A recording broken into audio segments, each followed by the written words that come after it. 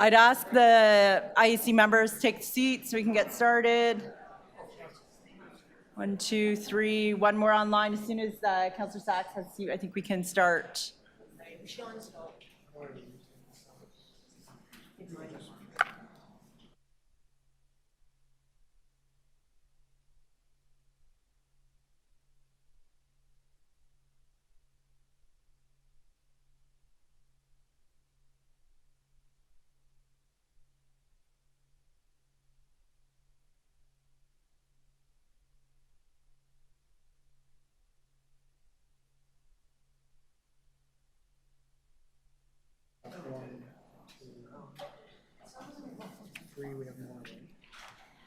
Yeah, Sachs, she's right there. Good? Yep. Okay, good morning. I'm Deputy Mayor Jennifer McKelvey, Chair of the Infrastructure and Environment Committee. We have quorum, so I call meeting 16 to order. Welcome, everyone. Today's meeting is being held by video conference and in person at City Hall in Committee Room 1. This meeting is also being live streamed online at youtube.com/Toronto City Council Live. Although we are meeting in different locations today, the Infrastructure and Environment Committee would like to acknowledge that the land we are meeting on is the traditional territory of many nations, including the Mississaugas of the Credit, the Anishinaabe, the Chippewa, the Haudenosaunee, and the Wendat peoples, and is now home to many diverse First Nations, Inuit, and Métis people. We also acknowledge that Toronto is covered by Treaty 13 with the Mississaugas of the Credit. I'd also like to point out that in the spirit of reconciliation, we acknowledge that outside and throughout the weekend there is programming for Truth and Reconciliation Day. I'm hopeful everybody will check that out, culminating in the opening of the Spirit Garden on Monday. If you are registered to speak at today's meeting, please listen for me to call your name. I will call speakers in the order they appear on the list. The list of speakers can be viewed online by visiting the Infrastructure and Environment Committee link at toronto.ca/council and clicking the speakers box for today's meeting. We do have 11 speakers today. Members, the City Clerk has provided all agenda material on toronto.ca/council and on CMP, the Clerk's meeting portal. Clerk's IT staff are available if you need help with your devices, and you are reminded to please submit and approve all your motions by email at iec@toronto.ca, and the clerks are available with any assistance you need. Are there any declarations of interest under the under the Municipal Conflict of Interest Act? Seeing none, we'll move on to the minutes. May I have a motion to confirm the minutes from our meeting on July 3rd, 2024, moved by Councillor Pasternak. All those in favor, all those opposed, that item carries. We have 10 items on the agenda today. I propose that we consider items 16.2 and 16.4 together because they are closely related. Do I have agreement? All those in favor, all those opposed, that carries. We'll now review the agenda. Item IE 16.1, tanker truck incidents and community safety. I know that Councillor Cole, oh, you're here. Great. Did you want to hold that or, okay, so we'll hold that. IE 16.2, enhancing capital infrastructure program coordination, I will hold, and again, we'll consider that with 16.4. IE 16.3, administrative penalty system for red light camera and automated speed enforcement violations. Did anybody have any questions? Anybody want to hold? Councillor Pasternak is moving. All those in favor, all those opposed, that item carries. IE 16.4, I will hold and will tie with the construction coordination as the first order of business. IE 16.5, approach to public EV charging vehicles. There are no speakers, but I do know that Councillor Fletcher has questions, so I will hold that item on her behalf. IE 16.6, new design and construction coordination agreement with Toronto Hydro. Were there any questions? I'll let Councillor Sachs, would you like to move it? A member of the board. All those in favor? All those opposed? That carries. IE 16.7, I will hold. We have 2 deputants. Sorry, and that item is enforcement of bylaws, illegal bike lane parking.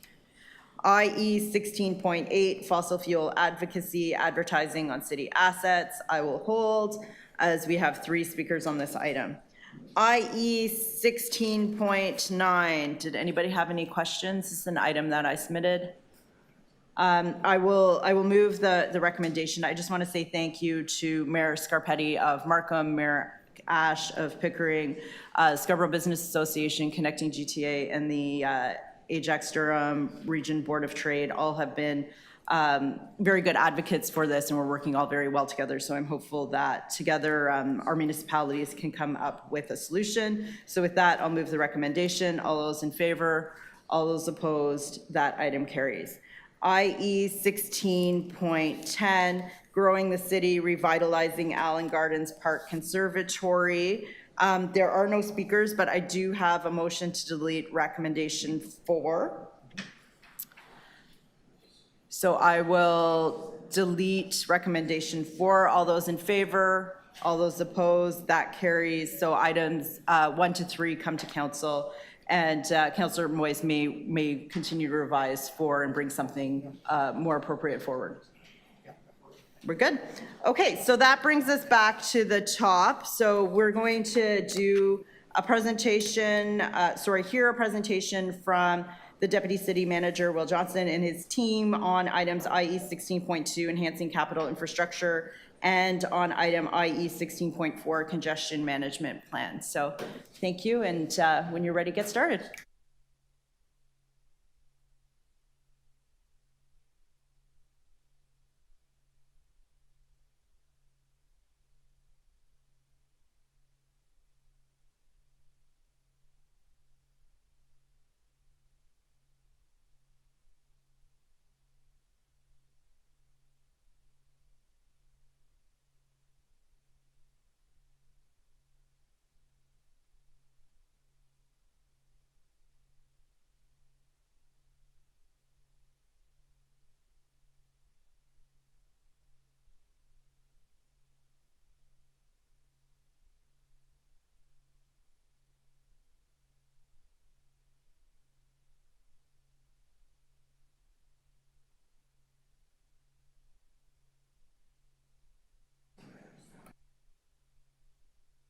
Okay, I'll let you introduce yourselves when you get started.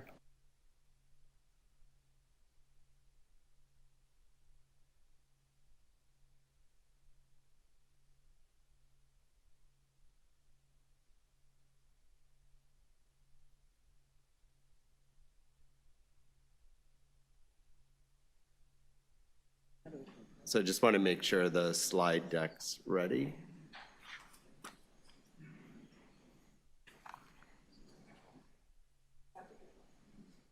Oh, there it is. Okay. So good morning, Madam Chair and members of committee. I'm very happy to present our congestion management plan report to you, as well as our report on the Strategic Capital Coordination Office. What I'd like to start off with, I want to go to the next slide. What I'd like to start off by just acknowledging that if you look at on our roadways, there's a lot of construction activity happening on our roadways, and that activity is anywhere from utilities doing work, it's city-led projects, it's transit projects, all of that activity that's going on, and the volume of it in the city right now is quite high, and that activity is a major contributor to congestion in the city. But when you look at this issue, the reality is when a shovel goes in the ground on the city's roadway, that activity that we see that starts at that point in time, that activity was planned out many, many years ahead of time. And so when we look at this problem, it requires a strategy, and it requires a strategy that involves multiple divisions.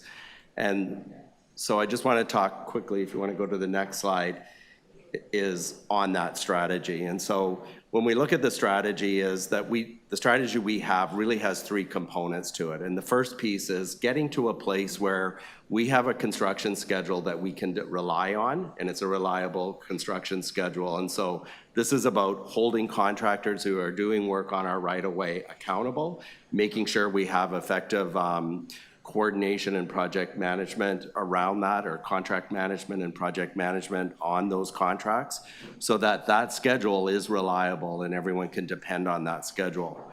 Once you have a reliable schedule, the next step is actually strengthening our internal coordination process. And so we've set up an internal office within my office that focuses on strategic capital coordination.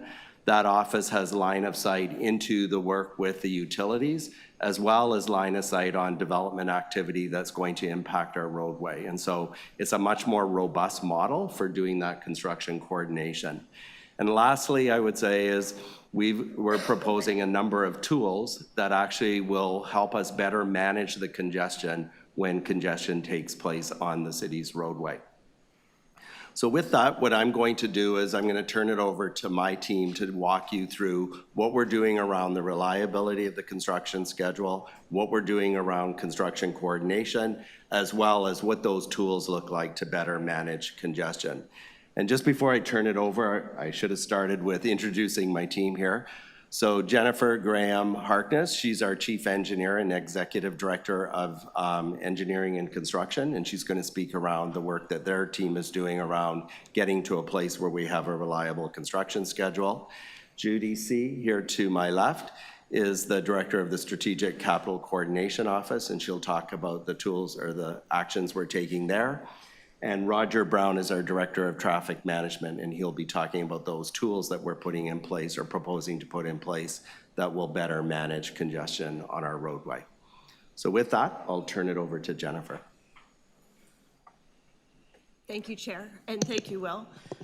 So as part of the delivery of a better congestion management and coordination, a key component of that is the delivery of the capital program and specifically our contract management. So the work that we're doing within engineering and construction services is we're reviewing the projects that we have within the capital program to determine are there ways and opportunities for us to immediately accelerate capital construction where it makes sense to do so. So for instance, we did proceed with the acceleration of the Gardner reconstruction, and we've also expanded that to include 3 additional projects for 2024. We've looked at and will be accelerating the University Avenue East Side construction, so that's northbound on University Avenue, the Queen's Park Crescent work, as well as Harbor Street. We're also examining all of our projects for 2025 to determine are there areas, again, where we can accelerate and go faster to really look at where we have a reliable construction schedule and where we can deliver within that window of opportunity and reduce congestion. That's just an immediate term. The bigger picture work that we're doing is looking at our overall project management, contract management, and the delivery models that we use for capital construction to make sure that we have really tight processes and use the best possible management techniques so that we can have the best contractors. We can have a design that is looking at increasing efficiency and making sure that we can deliver our work within the time frame that we are given. So again, we will be coming forward with a report in Q1 of 2025 where we outline the measures that we're going to be looking at to increase our performance in terms of project management, contract management, and delivery models. Over to you, Judy. Thanks, Jen. Hi, good morning, and through you, the chair. So in April of, as Will had mentioned and as Jen had talked about, there's a key component to capital delivery, and which is the coordination piece.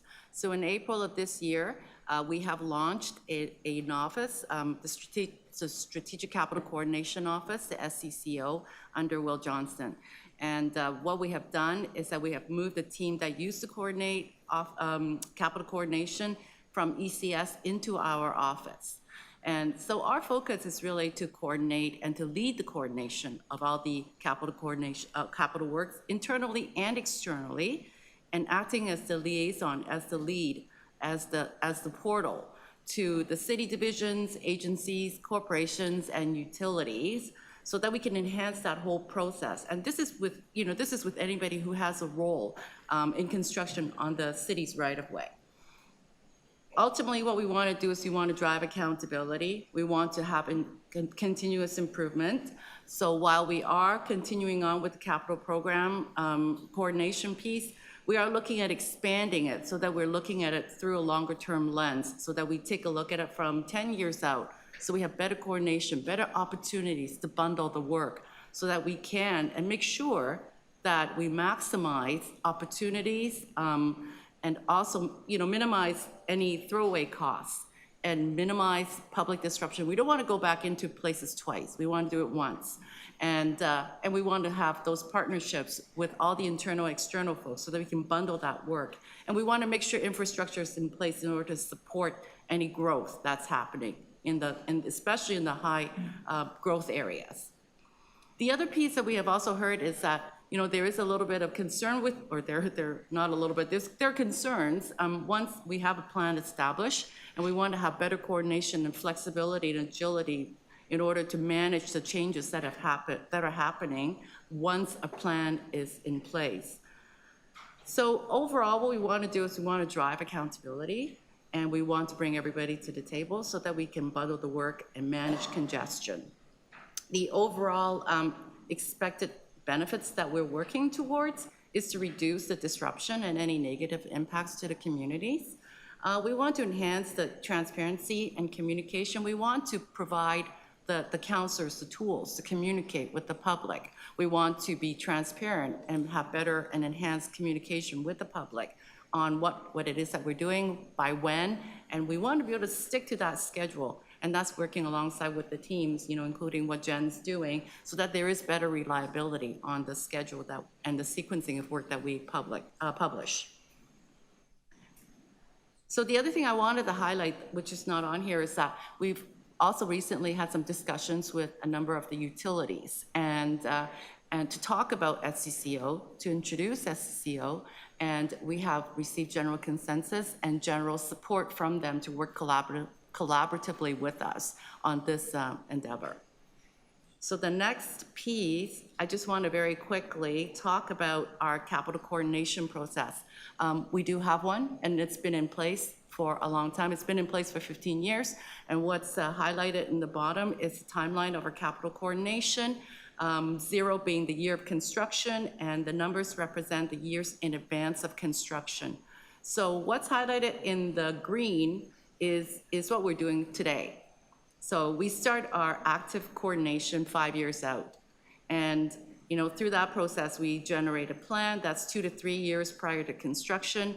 And then with that plan, that's when we hand it over to the delivery agents, mostly ECS.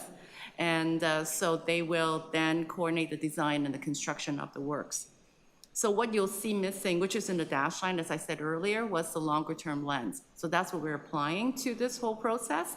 And then on the far right, which is from 2 to 0 years, once we have a plan established, there are a number of changes that occur, things that are unforeseen or emergency work that need to be better defined. And those are the type of things that need active coordination. And our team will be working with those who are already actively coordinating that work so that we can streamline it and have a better oversight and more coordinated effort from a city perspective. So over to you, Roger. Thanks, Judy, and good morning, everyone. So with respect to the congestion management plan that's before you, again, you'll find that we have a very, very heavy focus towards improved coordination of construction activities on the right-of-way, as well as a number of measures that we're introducing to really try and incentivize constructors to get off the road quicker. The City of Toronto remains the busiest city in all of North America when it comes to construction. And when we look at our data, it's really, really important for us in this strategy to have an understanding of who is actually on the right-of-way right now as we speak, and how long are they there, how much space are they taking up, all those sorts of details. And so, as you can see from the graphs in front of you here, city-led construction, we own a significant, or we have a responsibility over a significant amount of what you see on the right-of-way right now, and hence all the efforts that we've been discussing earlier with respect to what Engineering Construction Services is doing, and with the creation of Strategic Capital Coordination Office. But second in there is with respect to utility work. And utility work being, Hydro, Enbridge, Rogers, Bell, making up 38% of what you see on the right-of-way right now. If I look down the line, development work, again, there's a lot of development work on the right-of-way, being constructed, but that being said, there's only about 5% of that whereby they're physically on the right-of-way, taking up a bike lane, sidewalk, or road. In terms of duration, again, you sort of see a little bit of a flip. Transit expansion then comes in large transit expansion being work like the Ontario line, the Eglinton Crosstown, and obviously those are multi-year, very complex multi-year civil engineering projects. Development work, which only comprised about 5% in terms of actual footprint, is actually on for 4 to 5 years typically. And then you can see by comparison, city-led construction, albeit we have a significant portion of what's on the right-of-way, the work that we lead, generally speaking, is less than a year in duration. And utility work, you see how it's a complete flip by comparison, whereby they make a significant proportion of what's on the right-of-way, but transversely, they're usually on for a few weeks or a few months, but have very significant impact. So having that data at our fingertips now, obviously the emphasis on onus is really with respect to us engaging with both the development and the utility industry through our Construction Hub Committee, which consists of groups like Build, ResCon, Concrete Ontario, as well as the Toronto Public Utilities Coordination Committee, to engage them in discussion on what changes to regulations and policies can we make to support measures that will ensure that they have the ability to either implement more crews, work longer hours. Are there technologies in terms of noise reduction that will enable them to work longer days, or maybe even working 24/7? And last but certainly very, very importantly is for us to very clearly define emergency utility work, because obviously there's a rising concern that their definition of emergency utility work versus ours may differ. And we want to make sure that we're all on the same page in terms of what's allowed in that regard.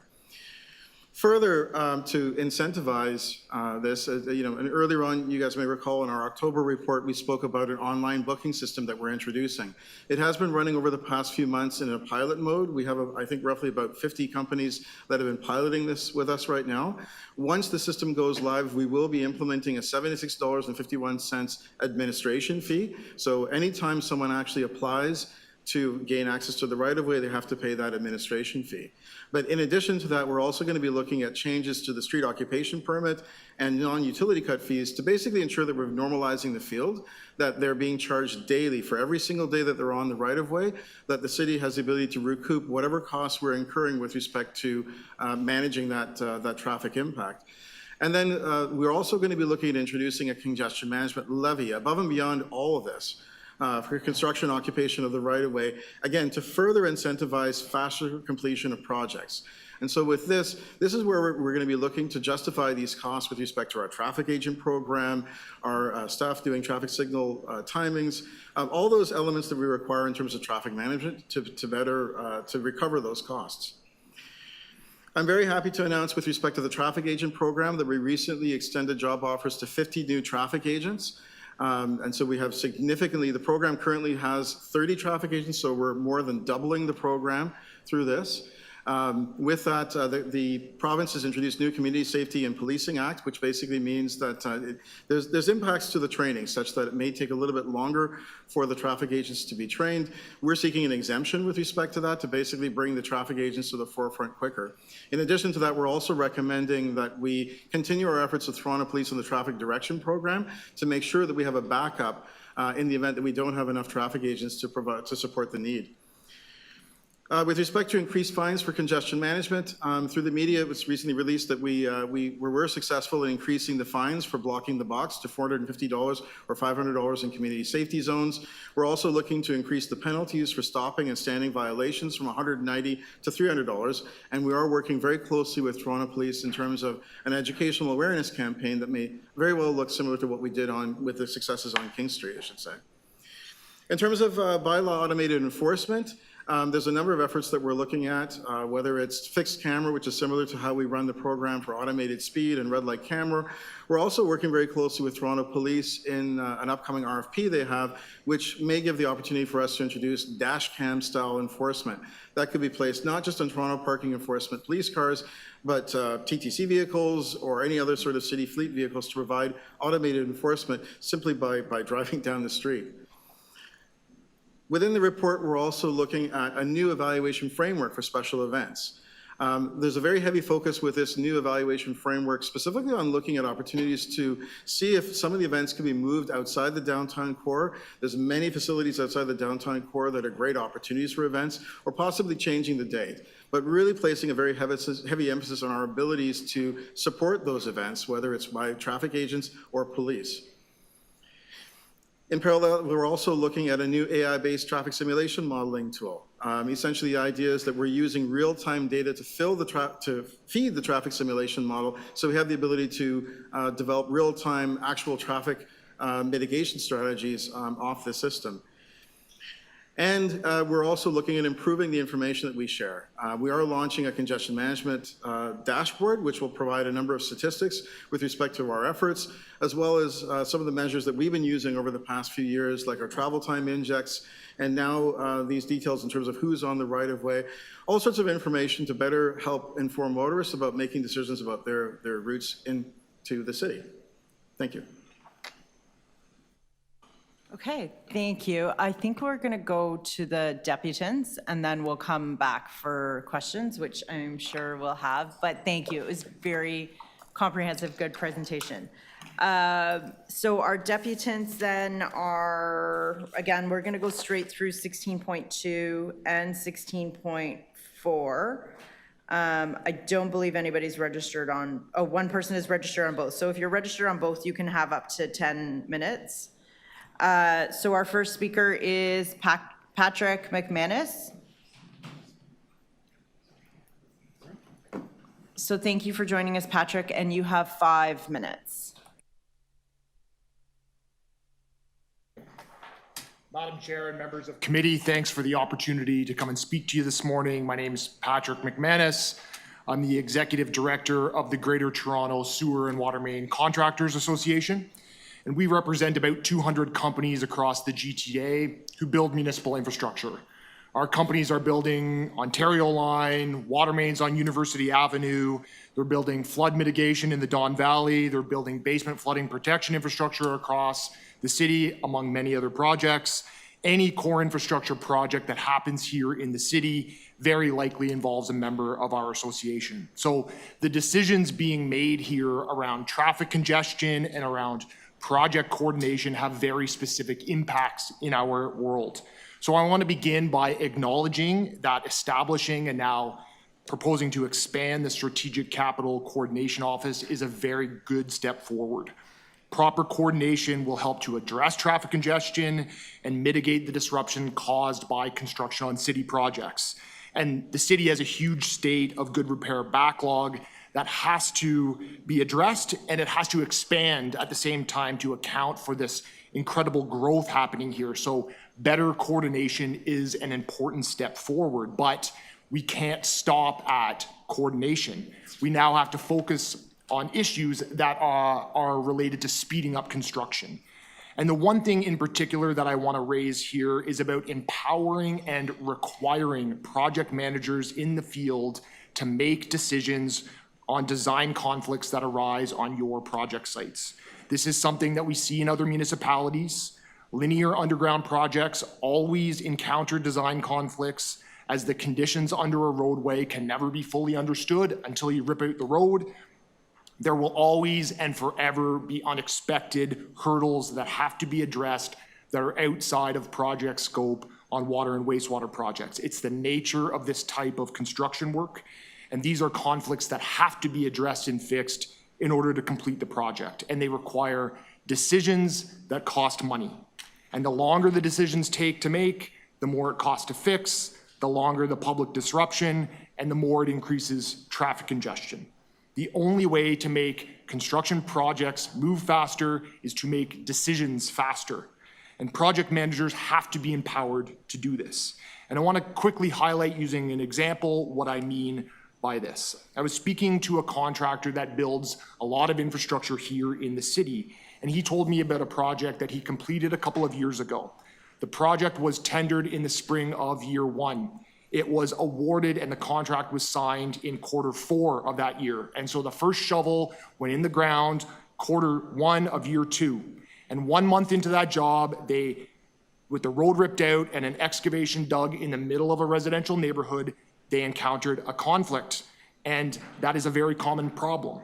And that portion of the project had to be shut down while a decision was made on what to do. And from the moment of the identification of the conflict until shovels went back in the ground in that area, it took 18 months.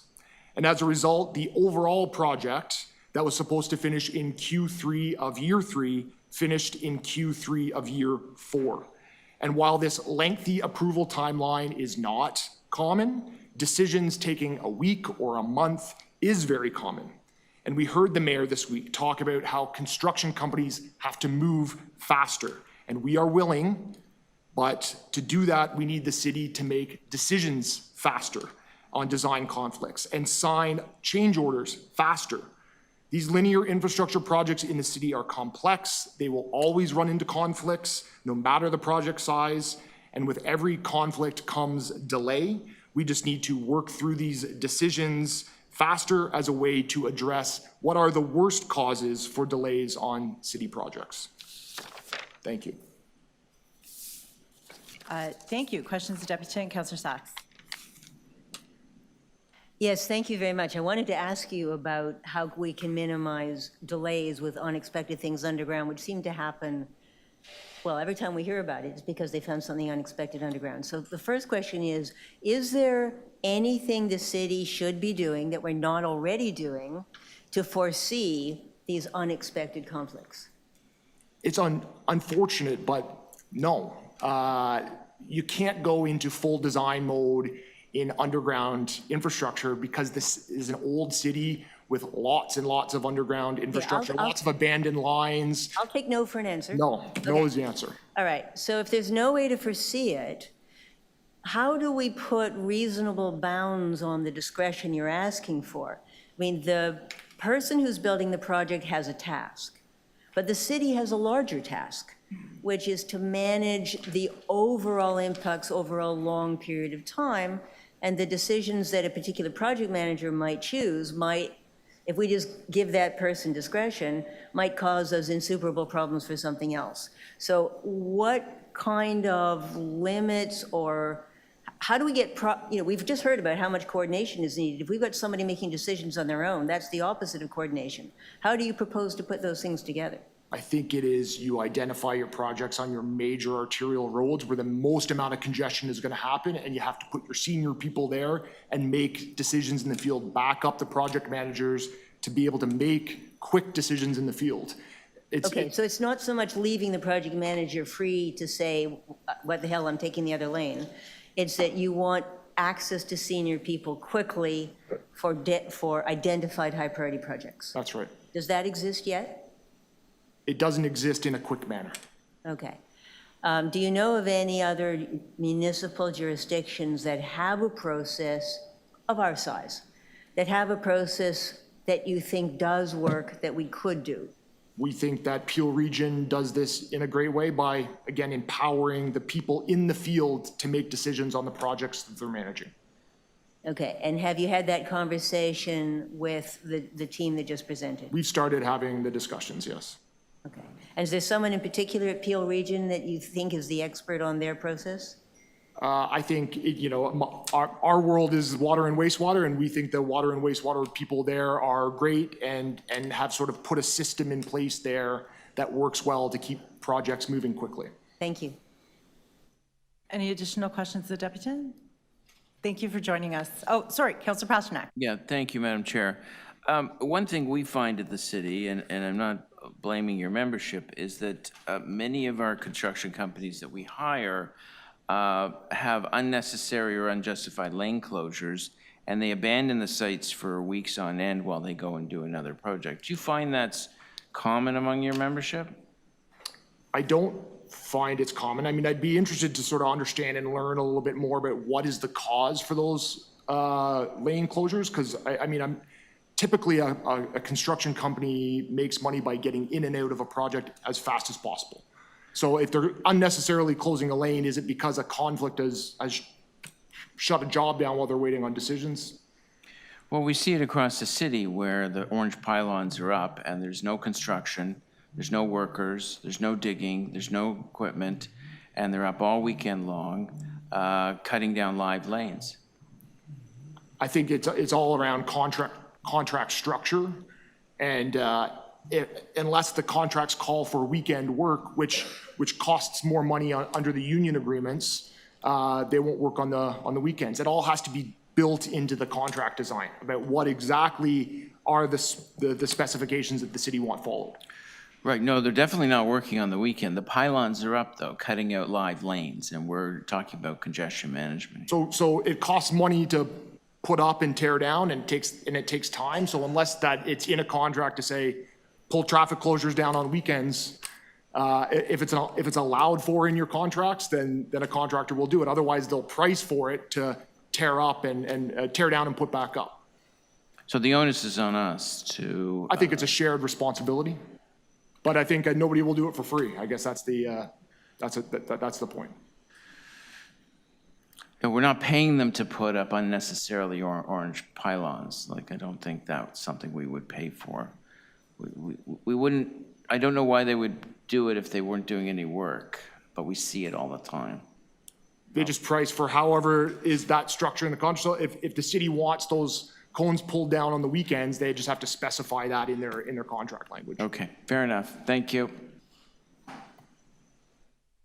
Additional questions? Okay, thank you for joining us. Our next speaker is Rally Chakarova. And Rally, you're registered on both items, so you can speak up to 10 minutes if you like. I've prepared for only 5 minutes, but I'll keep that in mind for next time. The committee will love that. Well, Madam Chair and committee members, thank you for the opportunity to address you today and to city staff for their update. My name is Rally Chakarova, and I'm the Executive Director of the Toronto and Area Road Builders Association, or TARBA. Together with my colleague Patrick McManus, who you just heard from, and our colleague Peter Smith, who heads the Heavy Construction Association of Toronto, our members collectively deliver 75% of the city's total construction capital spend. So in particular, TARBA members are building new and maintaining existing roads, intersections, transit corridors, bike lanes, and sidewalks, among other vital work to keep residents, visitors, and goods moving in our city. And with that, I will say congestion is a shared problem. Our supply trucks and workers are stuck in traffic like everyone else. And that also has implications for construction project timelines. Our goal is to be a collaborative partner with the city to alleviate gridlock, speed up construction projects, and reduce costs for taxpayers. I want to commend Council for their commitment to building and maintaining infrastructure. We're both catching up and planning ahead for the city's continued growth and a changing climate. This is why delaying investment, especially in a state of good repair, or halting construction is not an option we should entertain. But there are opportunities to speed up projects and alleviate current headaches without added costs. I want to start by addressing some of the proposals put forward to date before I share our industry insights on solutions we believe will actually create a positive impact in the immediate term. While lane closures during constructions may be seen as a nuisance for commuters and local businesses, as many of you know, they are visible markers of reduced road space. They are a crucial safety feature in construction work zones that protect both the workers and the public, and they allow space for essential equipment and waste disposal. There are legislated requirements and best practices for traffic control in temporary work zones that have to be followed. Increasing fees or attempting to reduce the size of these necessary safety buffers between active traffic and construction zones will not alleviate congestion, but it will increase the rate of worker and public injuries or even fatalities, along with increased liability for companies, which will result in higher building costs for taxpayers. The competing priorities for accelerating construction timelines and maintaining acceptable noise levels for city residents make it clear that 24/7 construction has limitations in densely populated neighborhoods like those throughout the city, and I'm sure committee members have heard their fair share of complaints from local residents. This approach can only be effectively implemented under specific circumstances and must be included in project planning documents at the time of tender, so it can be priced accordingly, as it requires more workers on a project, premium wages for evening and weekend work, additional equipment, and arrangements with suppliers. However, if the city would consider simply extending project work hours to occur between the hours of 7 a.m. and 7 p.m., it would provide an additional 6 hours of work each day on city contracts. This increase would result in projects finishing significantly faster overall, while maintaining much lower costs than with a 24/7 approach. In terms of solutions, we want to put forward two best practices that would reduce the time of construction. The first is early tendering and faster project award, and the second is incentives for acceleration. By tendering and awarding projects in the late fall and early winter, the city will be able to maximize the number of working days within the construction season, plan the work with fewer disruptions, and receive more competitive pricing. The current practice of awarding projects in the spring or even summer restricts the timeline needed to complete the work, as most construction must cease by late November due to weather conditions, and that could push project completion into the following year, which then coincides with other planned projects exacerbating congestion issues. Additional administrative award processes in Toronto mean that even city projects that are already approved as part of the 10-year capital plan and the annual budget face further delays before being awarded and the work starting. On average, that's about 60 days, and it could be as long as 190 days from bid close to award date. This is in stark contrast to neighboring municipalities. On the second point, while there are several severe financial penalties for projects running late, there are rarely any financial incentives for finishing early. So including a contingency amount to Councillor Pasternak's question, in each project can give contractors the flexibility and motivation to find efficiencies and speed up construction. Empowering project managers to approve necessary change orders and acceleration opportunities at their discretion can make a noticeable difference in completing projects early, as you heard from my colleague Patrick. On that note, I would also second that establishing and now proposing to expand the Strategic Capital Coordination Office is a great step forward with the right priorities. But if you take away one thing from our presentation, it should be that every project is different, and tapping into the expertise and innovation of our members through proactive and meaningful collaboration with city officials is the best way to find solutions and make a difference for Toronto residents and businesses. Thank you again for your time and for your commitment to your constituents and to our city. I'm happy to take any questions. Thank you. Questions from Councillor Sachs. Yes, thank you very much for your presentation and for the work of your members. Same question. Have you got any suggestions for how we can better foresee what's underground so that we can reduce these conflicts? So as Patrick shared earlier, unfortunately not with an old city. No. Okay.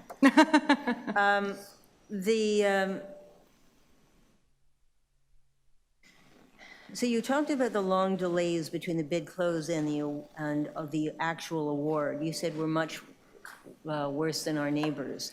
So can you give me an example? What's the average in Toronto and what's the average at a large neighbor? With some municipalities that, for example, have a pre-qualification round outside of their bid round, once the bids are in, the results are instantaneous. So they can announce results within an hour of the bid closing. Some take about a week, but that tends to be the best practices. We would ask the city to consider awarding all contracts within 30 days. Okay. Do you have any sense as to why it takes the city so long and so much longer than our neighbors? There are additional administrative processes. So for example, the bid award panel is unique to the City of Toronto. A lot of other jurisdictions simply empower their chief procurement officer to make those decisions, which your chief procurement officer already does, and then has to wait to refer those projects to the bid award committee that, based on my research, has not rejected a single recommendation by the procurement officer. So that is where some of that delay gets created. Okay. Similarly, you've called again for discretion for the project manager to approve change owners. Again, how do you suggest we should best manage the conflicts between the incentives of the particular project and our larger responsibilities for the long term and for multiple purposes and competing uses of public land? Absolutely. I think that's a very fair question and a tough one for the city to be in. When we talk about empowering project managers, we're really talking about their expertise from an engineering standpoint to resolve some of the technical conflicts that happen on site. And because of, if you take our suggestion on a contingency plan, they can actually have that one-on-one conversation with the contractor, listen to their suggestion, make a informed decision, if that makes sense, in terms of moving the project forward, and then making that decision. And you can also cap that from a financial perspective, and our suggestion for that would be to cap it at $150,000, which is pretty good best practice. Okay, so I understand the financial cap. What I don't understand is how to manage conflicts between the needs of this project and all the other competing demands for that same square inch of public right-of-way. I think here I'll lean on what Patrick shared as well, which is like, it is about not just giving them all the power, but giving them guidelines on where certain decisions need to be elevated up the chain and which decisions can be made on site. Because unfortunately, what we see right now with our members is all decisions are elevated up the chain, and that is what's slowing down a lot of the decision-making. All decisions regardless of size? I shouldn't say all, but yes, like decisions that should be made on site that we see being made in other municipalities are pushed up the chain in the city of Toronto. That's causing some delays. Fascinating. Thanks very much. Thank you. Are there any other questions, Deputy? Councillor Pasternak. Thank you, Madam Chair, and thank you for joining us. So I just want to come back to, you mentioned a number of safety measures and gaps between live traffic and I guess workers, and that's crucial. But when workers are not on site, do those same rules apply? That's actually a great question. We can come back to the committee and to staff about that. Yeah, anecdotally speaking, it looks like under the Highway Traffic Act, doubling of fines in construction zones only apply when workers are on site. Correct. And I think that's where your question about clearing those lane closures when work isn't happening is a great one, and we think that that should be discussed when the contracts are managed. So our main, again, if you take one thing away from my presentation, is that proactive and meaningful collaboration with the contract can actually alleviate a lot of these issues. So if you discuss the traffic management plan ahead of time, if you ask how those efficiencies can be created, and how, you know, congestion can be managed, and that can be included in the contract, I think you'll see a lot of those, a lot less of those opportunities, because I can assure you our members don't want to be the nuisance. They don't want to block traffic unnecessarily. So if that's built into the contract to say, if those pylons can be removed for weekends work, if they're not needed, then do that as part of the contract. That's all. Okay. All right, well, this item is going to council. If you want to provide any more details, something you said you'd look into, certainly a letter to the clerk can be circulated to councillors before this item is debated at council on October the 9th, I believe. Thank you very much. We love the opportunity. Additional questions? Okay, thank you for joining us. Thank you so much. Our next speaker is Monica Wurzikowska. Online.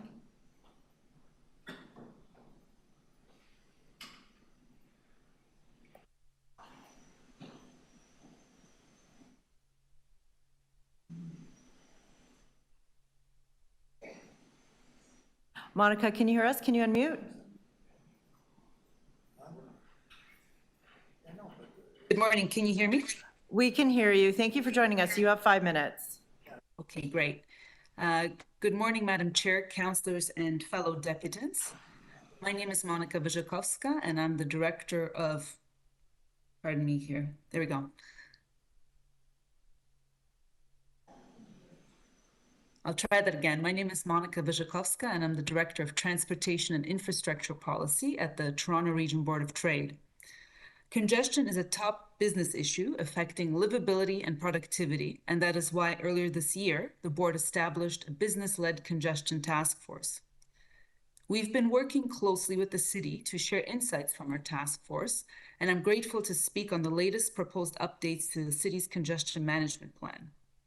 While these updates, along with the improvements to capital infrastructure coordination, are important steps, more must be done to address congestion. And the board will be releasing an action plan which will cover this in more detail early next year. But today I'd like to focus on 2 specific areas, and that's improving construction project delivery and lane closure pricing. Our members have highlighted concerns similar to those expressed by earlier deputants about project approval timelines, staffing levels, and transparency. Long approval times in Toronto lead to uncoordinated construction. Expedited approvals, additional staff to support that process, and greater accountability for project decisions are crucial. The current approach to contract risk stifles innovation. Contractors bear most of the risk, with slow payments adding financial strain. Modern balanced contracts can promote efficiency and innovation in project delivery. Additionally, we support the establishment of a new Strategic Capital Coordination Office, as outlined in item 16.2. It is important to note that a similar office existed over a decade ago, and lessons must be learned from that experience.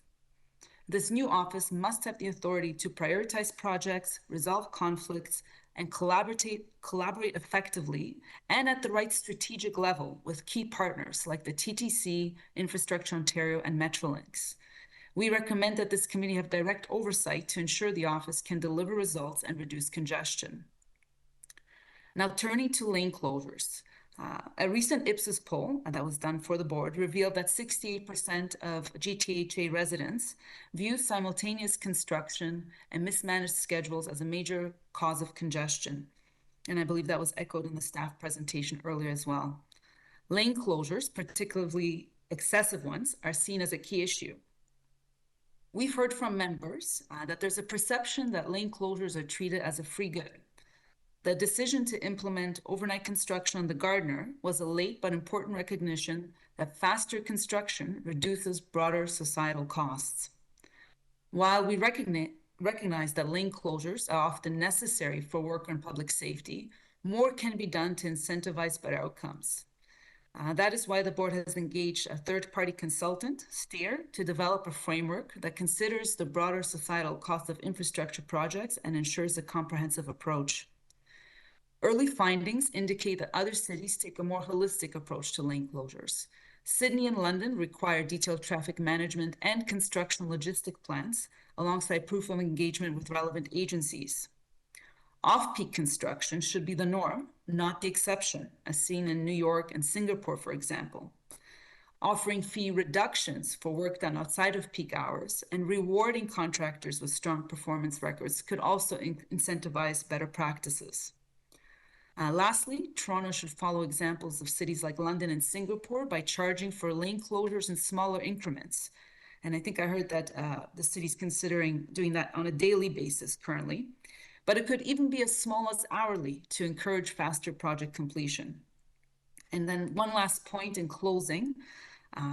Generally speaking, I urge this committee to ensure congestion benchmarks are integrated into all of the city's various mobility plans, so that all aspects of the transportation system are working towards reducing congestion for all users. And thank you, and we look forward to engaging with you further. Thank you. Are there questions of the deputant?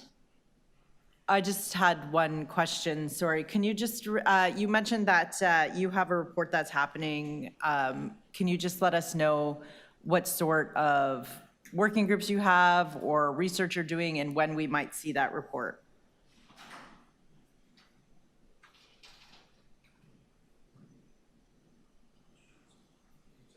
Sorry, you're muted. If you just want to unmute before you give the answer to the question.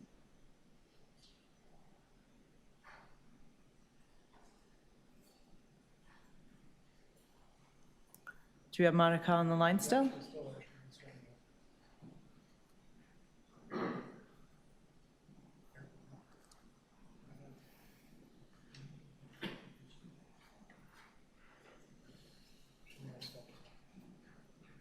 Monica?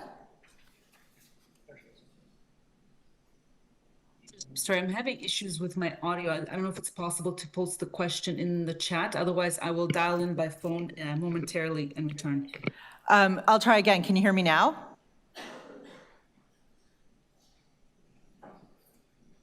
Okay, maybe I'll just send it to Toronto Region Board of Trade and find out I was just interested in when their report might be coming and what sort of working groups engagement is happening, and maybe what role the city could play in joining them. Okay, we'll move to the next speaker then, Michael Longfield.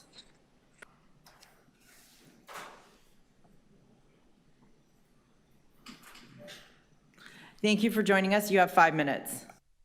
Thank you. My name is Michael Longfield. I'm the Executive Director of Cycle Toronto. We're a member-supported charity that is working to make Toronto a safer, more vibrant city for everyone. I want to, sort of thank everyone, thank city staff for the opportunity to talk about this. And I do want to make clear, I'm aware I am speaking at Infrastructure and Environment Committee with city councillors and city staff, and I'm not speaking at Queen's Park or to the provincial legislature. But I do want to stress first and foremost that cycling and bikeways are an integral part of helping ease our congestion. They are one tool to help give people more mobility options to move through the city. And so I am pleased to see, and so are our supporters, to see many ideas and suggestions within this plan about how to make cycling safer. I think it's important to keep in mind, though, for this to happen, that to encourage and to enable more people to ride a bike, we need to make sure that not only are we accelerating our network, but the network we have is safe and passable for everyone. And I do, the incidents of this summer where a young woman was killed doing everything correctly. She was in a protected bike lane. She was wearing a helmet. She was riding a bike share, and she is dead because the lane in front of her was blocked. And it doesn't matter why it was, if that bin was there illegally or not, or if these processes would have fixed it or not. People don't care. They want their roads safe. And I know everyone in this room cares about this. I know councillors care about this. I've been at meetings with you in committees and town halls. I've seen you defend these projects against, accusations that, you're kowtowing to some lobby or that sort of thing. I think people are coming with good faith concerns and see a lot of really good work from, again, councillors, city staff to help make these projects a success. And now that they're here and they're on the ground, we've got to make sure that they're usable for everyone. Again, we look forward to seeing many of these recommendations put in. I think especially the move toward automated enforcement really is a good and equitable way to make sure we're dealing with these issues in a fair piece. I also do want to highlight that I think this is more than an enforcement issue. If we look at the Toronto Police Services budget, really only 5% is allocated towards traffic enforcement. And, we hear from the Toronto Police Services Board that they have some very urgent funding needs for more emergency issues. I think this could be an opportunity as well to really expand and use the traffic agent program to sort of look at how that can be helped with certain bylaw infractions, like blocked bike lanes, like dealing with road closure events, so to not have to rely on police, and helping keep things moving that way.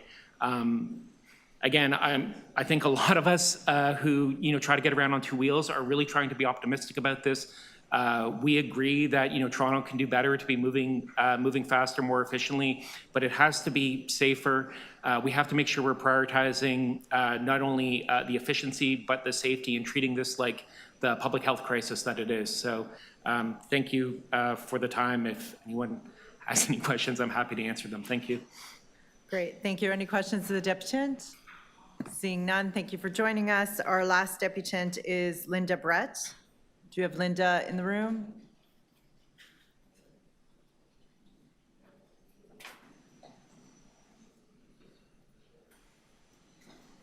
Thank you for joining us. When you're settled, you have 5 minutes. Okay, I'll take my time to get settled. The last time I sat on the floor, so.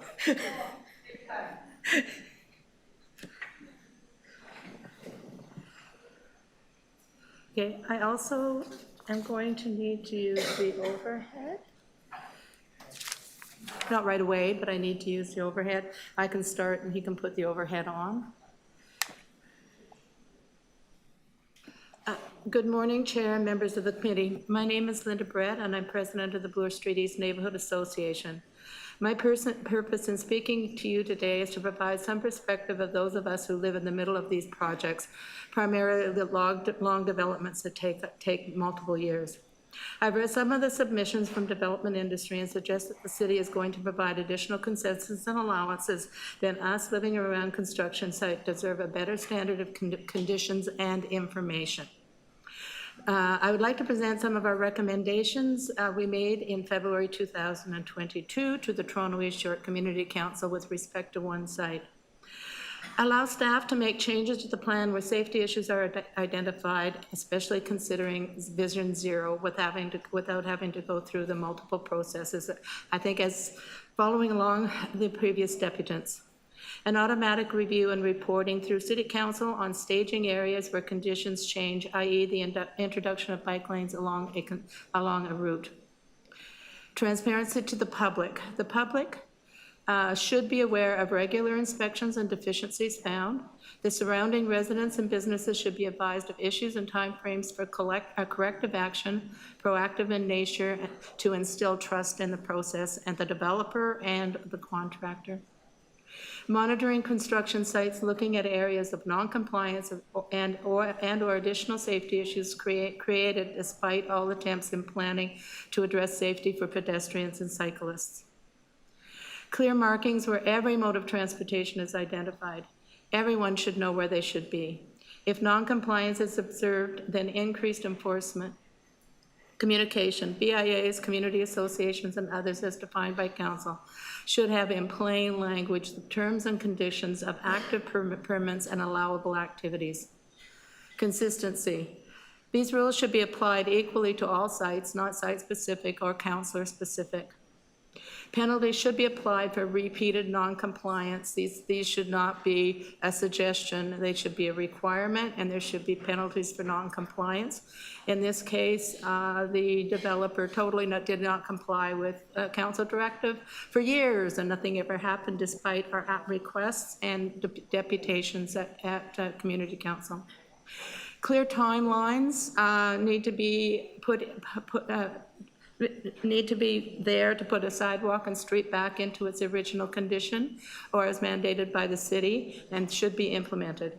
Fines, if not completed within the time frame, should be there. This is a Vision Zero issue for our area where bike lanes have been impacted. So the above ideas are looking at prioritizing some of the issues for those of us that live around these sites. I'm using the picture you have here for illustration purposes. This is, the first picture is one showing the bike lane being impacted by a construction vehicle. The next one is the same site with the same vehicle, but now we have a car parked in front of it, so we've got bike lanes, pedestrians, and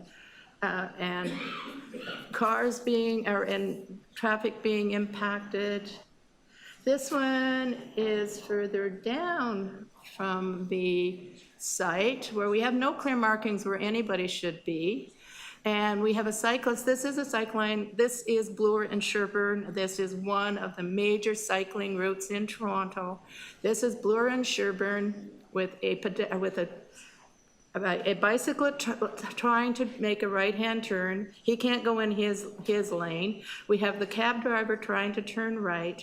This picture was taken in 2002. We still have the same conditions today. So today, our conditions are, we have a pretty sign that's kind of telling you where everybody's supposed to go. The markings have been removed, so nobody can see the markings. The next sign, a few feet further from it, are telling you that there's no standing, that there's a pedestrian loading zone. Well, a pedestrian loading zone was approved well over a year ago, but nothing has been implemented. The street has not been put back into its condition by the developer, and the signs have gone up of what's supposed to be there, but what is there is not there. We're living with asphalt on the street, with people having problems with wheel trans. Final thought. Nobody knows where they're supposed to go. So my asks are that we, the community, have some input into how we're communicated to, and making sure that these situations don't happen and they get corrected quickly. Thank you. Are there questions of the deputant? Councillor Sachs, and sorry, I just need the screen to change too because I can't see Councillor Morley on. Go ahead. The screen to change back. There it goes. Okay, go ahead. Yes, thank you very much, Linda, and I appreciate how much time you've put in on this. You have shown us these problems and these photos, certainly since I was elected, and I have routinely sent them over to transportation, and it's not fixed. Right? Oh, absolutely. I'm not saying that nobody's dealing, it's just nothing's getting done. Nothing's getting fixed. All right. Have you had an opportunity to speak directly with transportation about the problems? Yes. Okay, and you've explained it to them, and they've said they're going to do something, and then nothing still happens? Well, we're promised October the 8th, but we have seen nothing in writing. We have gone through the Councillor Moyes in this neighborhood ad nauseum. This is not the only problem with this site that's not completed. This site started in 2018 and we're still not completing it. We have gone through Councillor Moyes' office. We have gotten answers back from the developer, the city. It's gone back. The ball keeps going back and forth. I don't know how many different excuses we've had, but they keep coming with excuses. We were promised July 19th. That never happened. This had to go through the whole, that whole lay-by area, what the hotel calls a lay-by area, was approved on an emergency a year ago last July, so it could be completed last summer, a year ago. So is it fair to say that this is long-lasting congestion and danger resulting from failure by developers to clean up their impacts? Yep.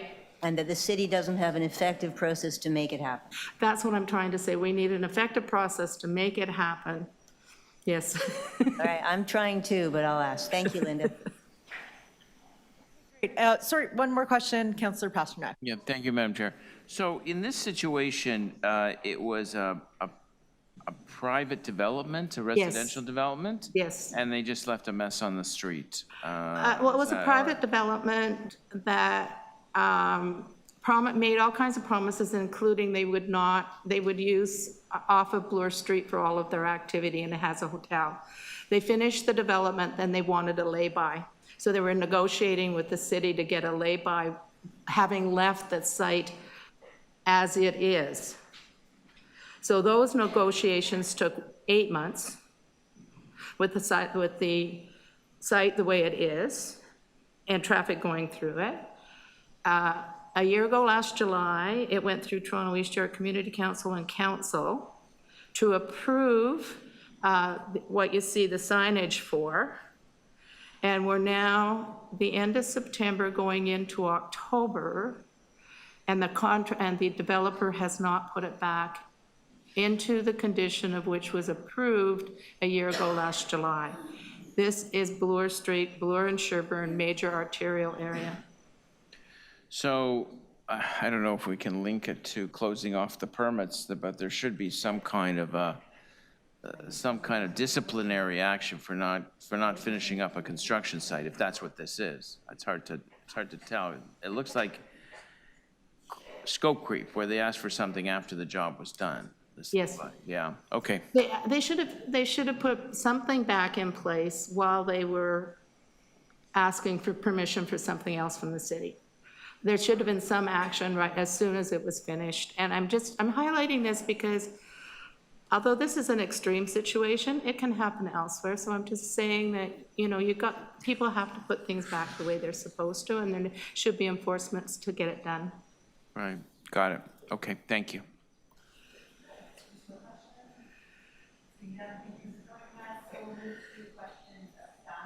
Considering IE 16.2 and 16.4 together. So questions of staff, Councillor Sachs.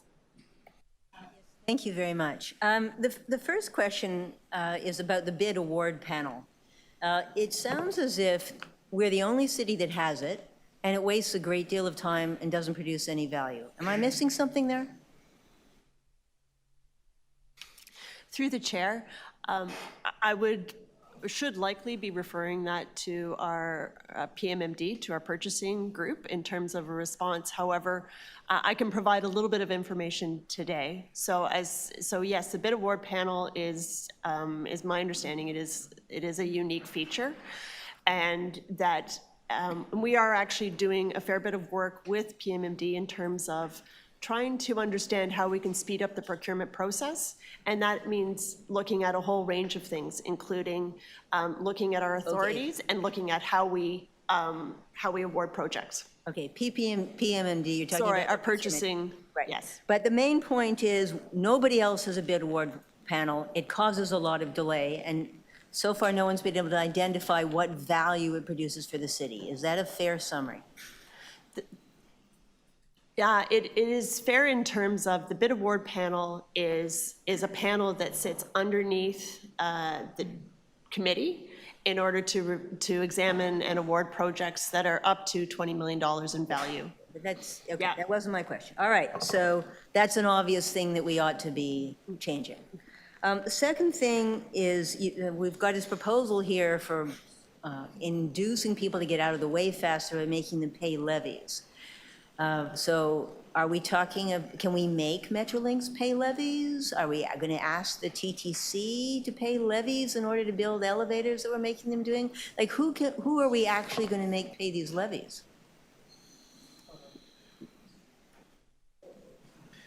Yeah, through the chair. So there's going to be other measures that we're going to be implementing with respect to. No, please try and answer my question. Who can we make pay, who are we going to make pay these levies? So these levies are going to be targeted specifically towards street occupation permits, so developers and utilities primarily. When it comes to like anything TTC, like which is city-led, those types of initiatives, and even working with Metrolinx, there's other measures that we're going to be putting into effect to basically work with them to get off the road quicker. Okay.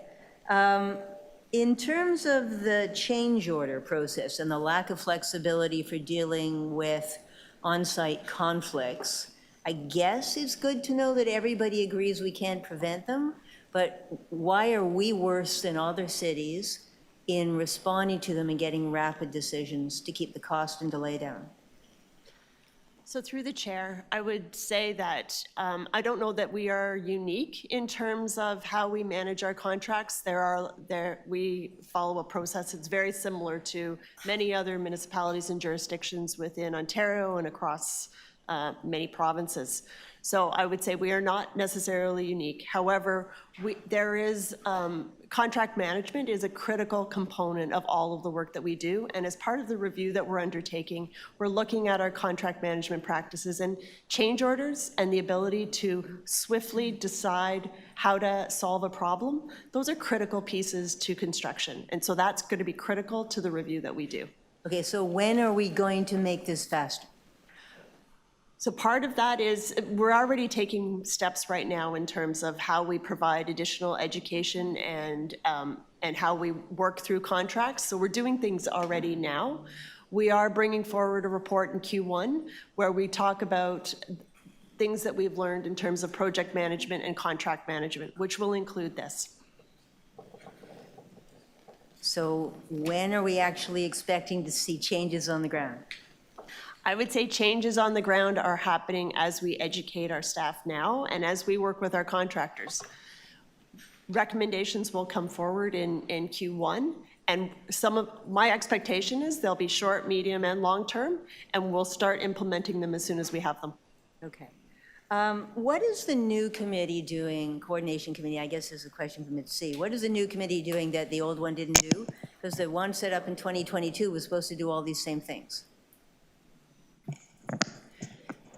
So through the chair, with this new Strategic Capital Coordination Office, what we're doing is that we're expanding the existing capital coordination process.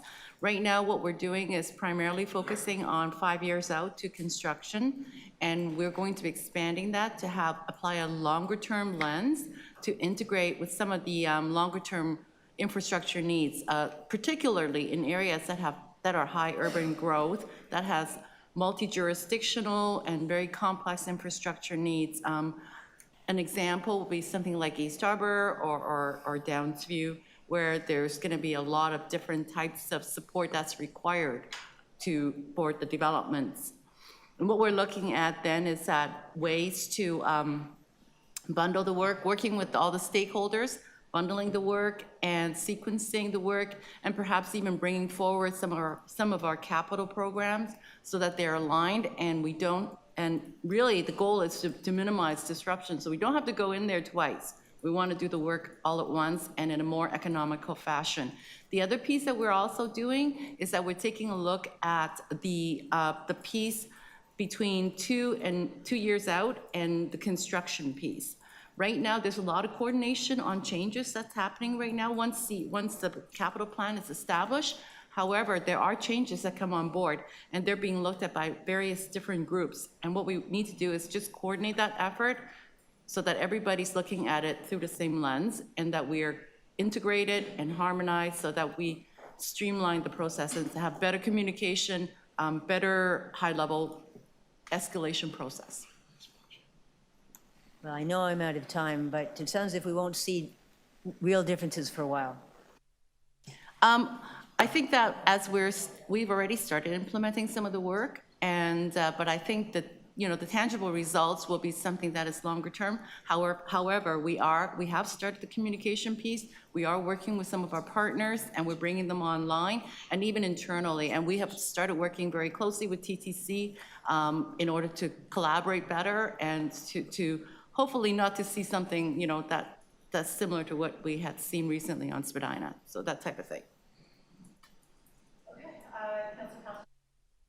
Yes, thank you, Madam Chair. I'll start with 16.2, Enhancing Capital Infrastructure Program Coordination. What I'm finding is, well, I guess I should phrase it as a question. Do we accelerate projects that are fully funded, money in the bank, through Section 30, former Section 37 agreements, such as sidewalks or crosswalks or signalized intersections? Do they go to the top of the list or not necessarily?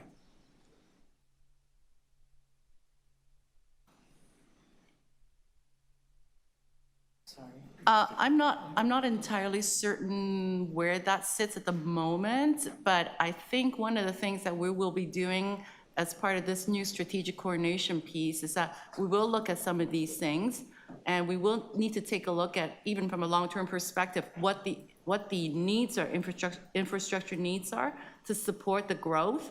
And if there is some Section 37 money, that's something that we would work with our colleagues in city planning to identify as well, so that we can take that into consideration. At the end of the day, what we want to do is we do want to bundle all the work that's necessary and to make sure that infrastructure is constructed and provided in time to support development in a way that we're not going to be repeating the work on the roadway, and that we maximize opportunities. Well, you were asking for staff complements, so that's an issue. Pushing existing monies out the door is a big problem around here, not just in this division, but we have hundreds of millions in escrow accounts that we can't push out the door because they're bottlenecked by other projects that are debt-related. Okay, we'll leave it at that. So on to the congestion plan. Now, I don't think it's any secret that over the years I've moved several motions. I'll probably give more detail at council for unjustified lane closures, abandoned construction sites, and fenced-off live lanes for private parking for construction workers. I must admit, on a micro basis, I don't really see that addressed here, and how we're going to deal with that. We moved motions in January of 2020, July of 2022, and October of 2023. And it's out in the field, on the roads. These are major issues. Through the chair, so Councillor, you have been very diligent about making sure that we are paying attention to that. One of the issues that we have done of late, we've hired up a number of transportation standards officers. We had a very limited complement, and we've been able to fill a lot of positions. And we have recommenced the practice that we were doing a few years ago on construction site audits to get at those areas that where the construction was either completed or the site could safely be reduced or could be moved off the right-of-way. And so we're going to be conducting those audits probably on a quarterly basis to make sure that we have boots on the ground out there to address it. The other reason why we have this congestion lane levy proposal in this report is to provide more of a financial incentive for those people who are doing construction and occupy the right-of-way to minimize the amount of time they're out there. I think it's very important what Raleigh indicated about safety. And so certainly it's about everybody working safely, but then, making it quite specific about how long people are out there and that they're able to gauge that and get out of the right-of-way when they are completed with their work. All right, we'll leave that for now. I think it's a further discussion between now and council. I'll go to recommendation number 4, which maybe it's the wording, congestion management levy. Now, when I read that, now I know we've spoken very briefly about it, I think a congestion fee, which some major cities have considered, and I believe London, England has implemented. New York City's governor actually removed it in recent weeks because there's an election coming. I just need assurances that this is not a fee to drive downtown. Through the chair, it is not. Okay. Did you want to explain elaborate on that? Well, I'm almost out of time. So, okay. So it is not a fee to drive downtown. That's correct. It's specifically a fee or a levy that would be applied to constructors who are working in the lane to charge for the time, an extended period of time, blocking that lane for the purposes of construction, to incentivize them to get out as quickly as possible. Okay, and I understand we're wordsmithing it. I understand the chair has some wordsmithing on that one. Great. Thank you. Councillor Cole. Yes, could you put up the slide which shows the different entities that are causing congestion? There was one there.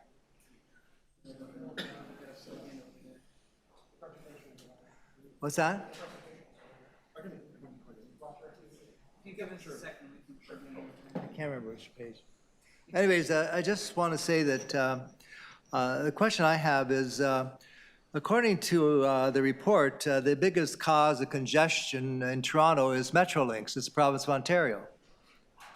So I'm just wondering, do we have any coordination with what they're doing or how long they're doing, and do they pay any fees for blocking up Eglinton for the last 15 years, for instance? So through the chair, I see Derek Toigo is here. I just want to assure you, we have a pretty comprehensive team that works with Metrolinx on all phases of their construction. I'm not going to comment on the timeline and duration of specific projects, but there is a team in Transportation Services that does review of permits, and then Derek's team leads the coordination through transit expansion, so I'll hand it to him.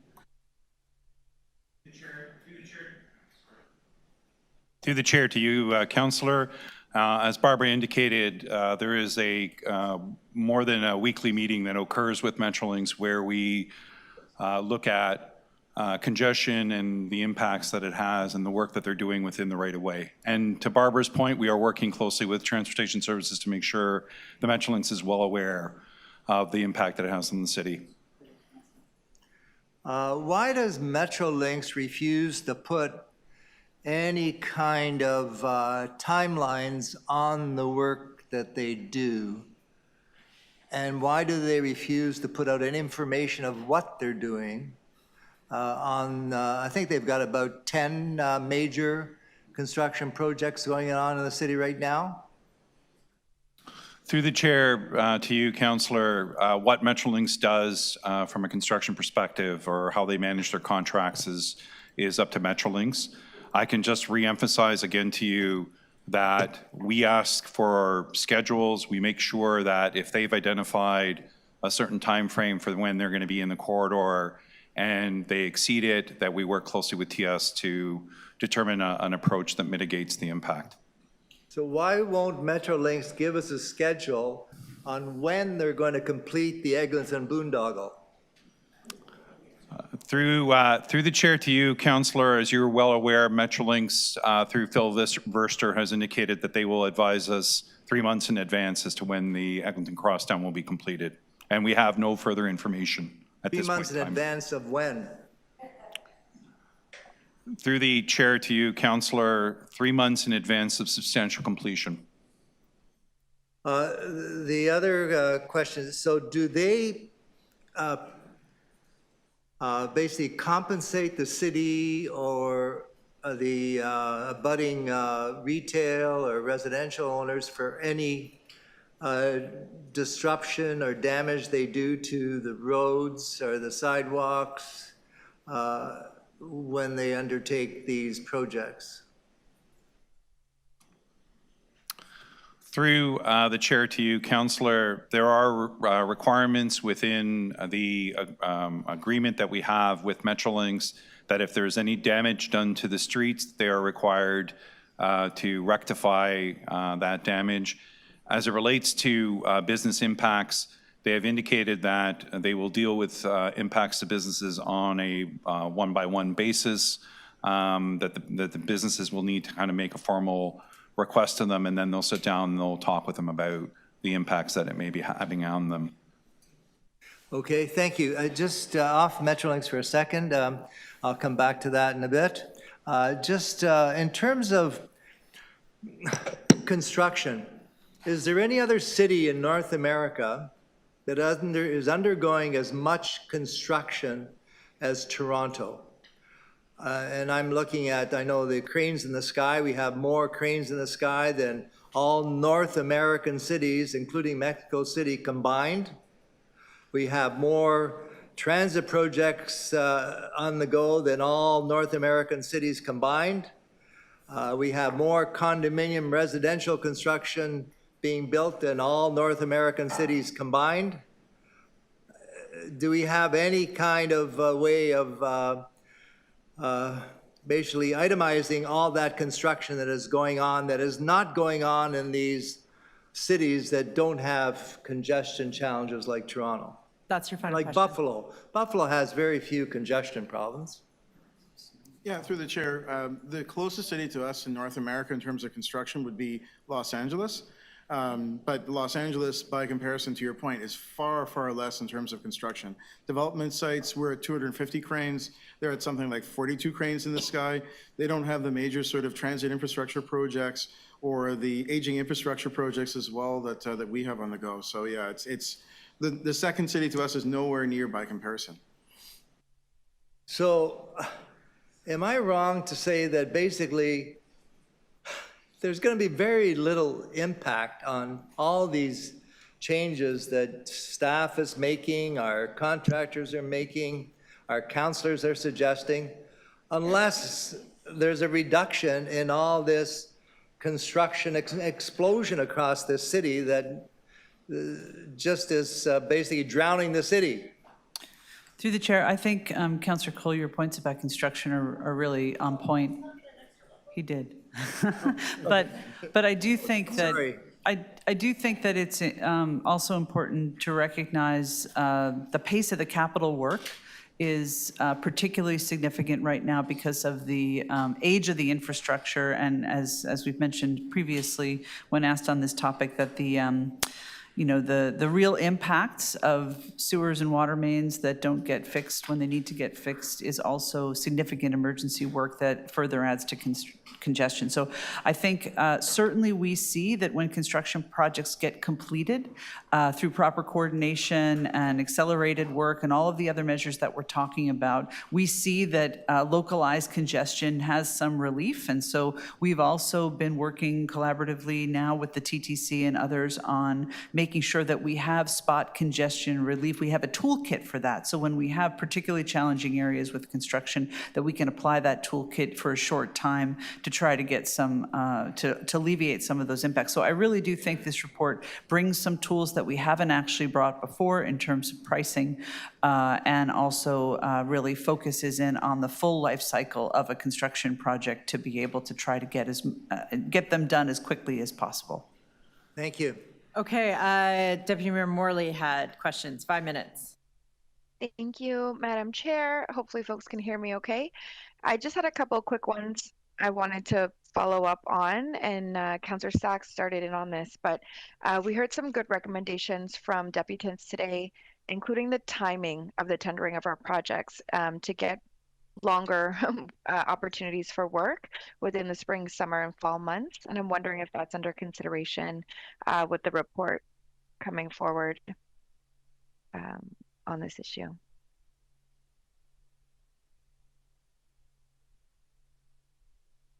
I think maybe for Jennifer. Sorry, do you want to just repeat that again? And maybe we can, sorry, we're going to turn up the volume in the room a little bit on that. And go ahead. Do you want to repeat it? I'll reset your time. Yes. Thank you. I just wanted to pick up on one of the opportunities shared through Raleigh, one of the deputants today, around the timing that our tendering of contracts is going out. And I want to confirm that staff are looking at that as an opportunity for improvement. Through the chair, we are absolutely looking at that. One of our goals in achieving reliable construction is that we want to design a project, deliver a project, and award that project as quickly as possible. So timing is absolutely critical. Yes, it is part of the work that we're doing for Q1. Great, thank you. It sounds like a great opportunity, and glad we're in that direction. I'm also curious about sort of the post-construction process.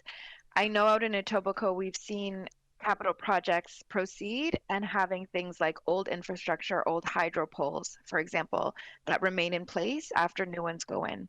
So I'm wondering, and then it takes years and a lot of chasing to try to get those types of things resolved. I'm wondering how we're thinking about that as we are improving our coordination work.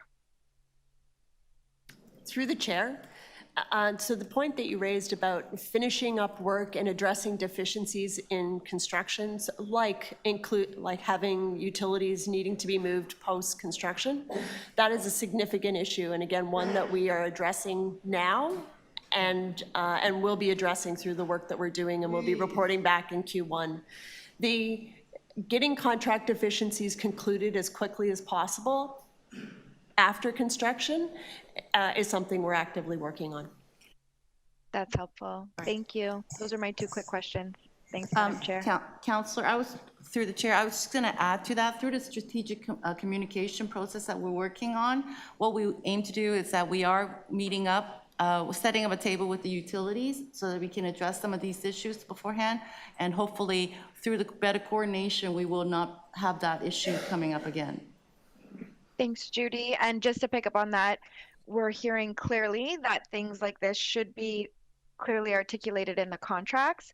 And so I trust, and I guess I'll ask you since it's questions, that is something that will be coming forward as well as part of the recommendations for improving our processes. Yes, through the chair, it is part of the work that we're doing. Thank you. Fantastic. Thank you. Okay, thank you. Councillor Prutza, did you have any questions? You don't need to think of a couple. I just want to close the item up. So They just came to mind as you asked the question. And as I flipped through this, there's sort of this notion that somehow we can penalize people into better behavior, and I'm not sure, other than the parking tickets here, usually penalties are hard to enforce, even more difficult to collect, and really, really expensive to administer, generally speaking.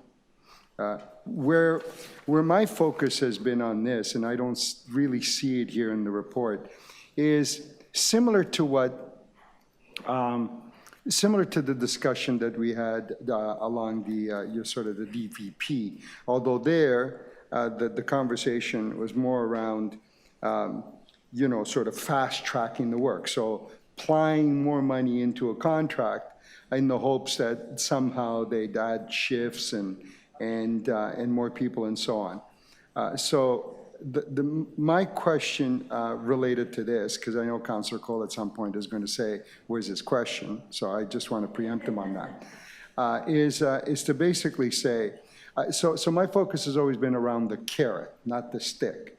And I've always believed that building into the tenders an alternate scenario where you ask contractors how they can do the work without taking over your road, and to bid on work accordingly and have them compete with each other to show us how they can do better than the next guy. We have never done that. When are we going to turn our minds to asking the people that are fundamentally taking over our roads to show us how they could do the work without taking over our roadways? That's my question, Councillor Cole. Carrots don't work anymore. People don't value carrots. The staff respond. I love carrots, to tell you the truth. You have great eyesight. So I'm Okay, good. sorry, city staff to respond. Yes. Through Correct, at my age, I see you clearly. Yeah. Through the chair, and yes, there's methods of contracting that include seeking input from the contractors and how they might do the work so that they can minimize the disruption and interruption to traffic and other things. We did include that with the Gardner contract, and again, but we went further in terms of the work that we could do with the changes that we made afterwards. We are, as part of our review, looking at different construction models that we can use, where we would have earlier involvement with our contractors and get their input into how to do the project in a way that less impacts traffic. So I don't. Oh, sorry, through the chair, if I could just add to her answer as well. So that's certainly with respect to contracts that are city-led, but when it comes to both developer and utility workers as well too, there are motions in the report where we're going to be engaging with the community to look at what regulations, what policies, what things can we change on our side to help facilitate them, whether it's in terms of adding additional crews, can they use technology in terms of noise suppression that would give us the ability to give them longer hours to get off the right-of-way quicker. So we're looking at it from both angles, both in terms of city-led projects as well as projects in the private sector. So I don't understand how we're looking at it. Is that something that's going to be added to the tendering process, your ROI, FRP, MMPs, all those things? Is there going to be a section there that says give us an alternate price on construction measure, on doing this project, where you're not going to eat up traffic lanes during your high use times? Through the chair, so I'll let Jen talk about the contract specifically, but the other piece that's in here is also, that comes way earlier in the process than the contracting, which is about the site planning and how the project is going to be laid out on the site. Various councillors have asked us over the years to go back and work with city planning more directly on what other methods could we do to ensure that contractors could largely keep their work zones contained on site. We've looked at options with other jurisdictions. We'll continue to pursue that. And then I think to Roger's point about working not only with the community, but I think more specifically with the contractor community and with the utility teams. We already have regular meetings with them, but really working on what are the kinds of methods that can be deployed that help to, allow them to plate over work zones so that they don't have to have them open 24/7 if they have the ability to do that, and balancing that with safety. So I think we have some actionable things that we can take on here and report back as we have responses to that. Okay, that's time. I'm last, everybody else has asked questions, so I just had a couple quick questions. The Construction Coordination Office, I just want to be clear, so this is about bringing together everybody and who was involved before and who will be involved now. Yes, through the chair, yes, this is about bringing people who were involved previously, and we're also, because of the expanded scope, we are looking at expanding that office to take on the further responsibilities of a process improvement, expanding our longer-term viewpoint, and also working on the piece that is that's after between 2 years and construction time, so that we have a little bit more coordination and agility in managing some of the changes that come up. Maybe just to add on that, the Strategic Capital Coordination Office will also be working closely with the utilities so that we have a good line of sight as to what the utility work is, so that we can build that into the coordination, as well as looking at development applications that are coming through, so we can coordinate with that as well when developing our coordination plans. And again, just for clarity, I know Deputy Mayor Morley also touched on it. So you do have, in parallel to this, other work that's looking at overhauling our procurement process, our contracting, our project management. When will we see that report? To you, Madam Chair, the reports are coming in Q1 of 2025. There are two pieces. The first is we are looking at contract management, project management, and contract delivery models. There is also separate work happening related to procurement and how we procure and what we can do in terms of speeding up the procurement process.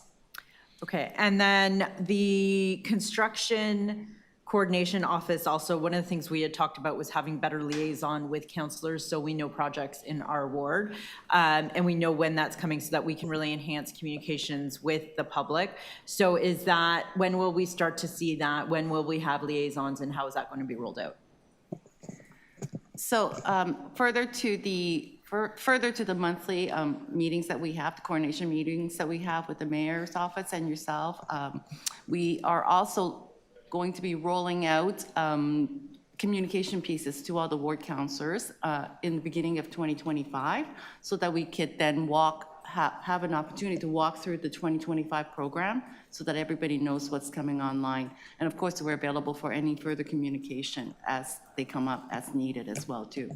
And that would be great, because I think last year, for example, I was surprised by a few projects. So this will really make sure we're not being surprised. We'll know like the full suite of things from all the departments. So I will say transportation's exceptional about letting us know what's coming down the pipeline, but it's not always that way with every agency or every group that's there. Okay, and then my last question is about the special events team that is going to be set up to look at how we can better manage these going forward.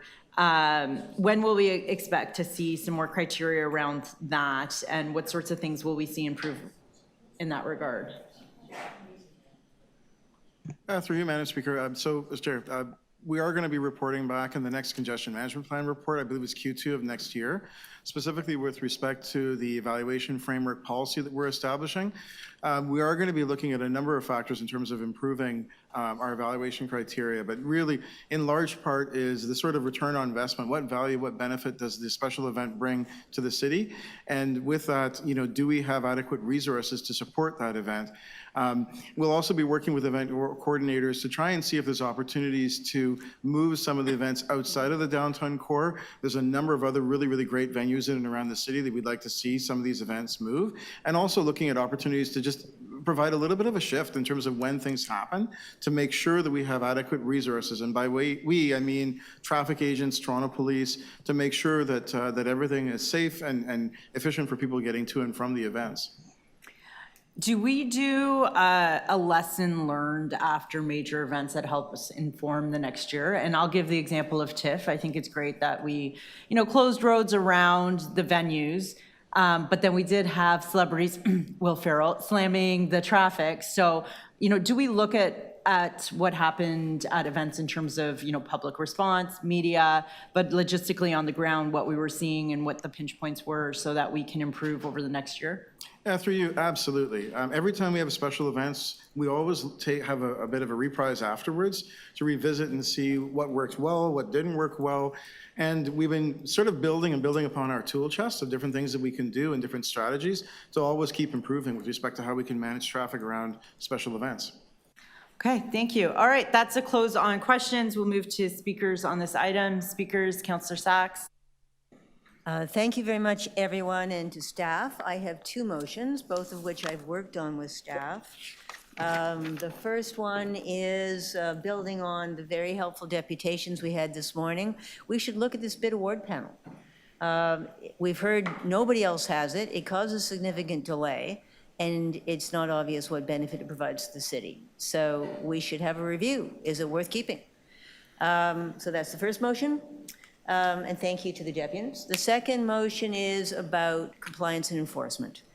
We have all kinds of rules in the municipal code, many of which are relevant to congestion and to public safety, and we don't have a compliance and enforcement policy. We don't have a pattern of vigorous or effective enforcement, and we have a pattern whereby there is no downside for our frequent flyers to set up in a road without a permit, because if they get caught, the current standard is they get asked to please get a permit. In other words, there's no downside. You might not get caught, in which case you don't have to pay for a permit. If you do get caught, the worst thing is you pay for a permit. That's a bad system. We should have a compliance and enforcement policy. It should be clear about when we ticket people, when we issue a summons, which is the much more serious approach for more serious offenses, and under what circumstances are we going to let people get away with it without an enforcement consequence, and that should be specified. So we should be more clear. We should catch up with, frankly, the policy of most other regulatory agencies that I've dealt with 30 years ago adopted compliance and enforcement policies, and it's time that we did that. In addition, it's really clear that there are many different factors contributing to the congestion that's driving us all crazy. To some extent, it's a problem of success. It is better to have the province spending billions of dollars building transit than if they were doing no transit building, but seems as if they're trying to break the city while they're at it. So really glad to hear that staff is going to do better. I have to say, when I read that we were going to start actually thinking ahead and coordinating, my reaction and that of my constituents was, we're not already doing that? Aren't we a $17 billion a year organization? Why are we not making some attempt to coordinate? I think we heard some really excellent advice from the Board of Trade and for the people who are actually actively involved in building for us, that there is a lot of opportunity for improvement. And those are things we should be listening to and learning from and getting on with. I know that since MMP, the city has been very, very, very, very, very afraid of making any mistakes on procurement, and we've been risk averse to the point of immobility. And we can do better. We can learn from the people who work for us. We can learn from our neighbors. We can absolutely do this better. We're also heard, for example, from Linda Brett at the Bloor East Residents Association, that lots of problems that are not planned for occur, and then we are very ineffective in dealing with them. And certainly in my ward, I've seen over and over and over again where developers are supposed to do something like put in a traffic light at a specific location, and years go by, and we don't have a working traffic light at that location. And I in my office, we ask and we send 311, and I text Barbara, and I text Roger, and we ask for a reaction, and we ask for a response, and the years go by, and the problems aren't fixed. So we have a clear pattern of not doing adequate follow-up with developers on even relatively simple things like, where are people supposed to be in front of a development? Why isn't the traffic light on time? And we don't seem to have any effective consequences. So the message that we give developers and to the residents is, we're not careful, we're not thorough, we're not responsive, and we don't fix little things on time. And that degrades public trust. It infuriates people. It worsens unnecessary problems, and we have enough necessary problems. So I am asking that in these reviews you're doing, in the coordination that you're doing, and that's great. I'm delighted to hear that you're going to do some coordination. I'm delighted to hear that you're going to be looking at the change order issue that's been identified here. But there's a lot of other pieces about when we set rules, we need to enforce them. We need to enforce them predictably and swiftly, and we have a consistent pattern of not doing that. And we need to change that, and I hope when we get to council, you'll be able to give us some more information about that. So those are my two motions. Thank you to staff. Thank you to legal for working with me on the motions, and everybody needs us to make this better. We've got all kinds of anger erupted in stupid and unhelpful responses. We need to show that we can actually make things better without destroying what we're trying to do in the city. So please help us. Thank you. Deputy Mayor Cole, followed by Councillor Pasternak. Yeah, first of all, I want to give a shout out to staff for all the work that's been done on this. It is complex. It is really challenging, to say the least, to try and deal with this giant problem we have of congestion and how to manage it. Just, again, it's an incredible amount of work that's required. And that's why I'm not going to move any motions, because, again, I get motion sickness around here, because you've got enough to do and, do what you got to do. But, Councillor Sachs certainly always has very thoughtful additions. But anyways. Mike Cole is so hot, you set a fire alarm. I got to keep quiet then, is that what you're saying? All right.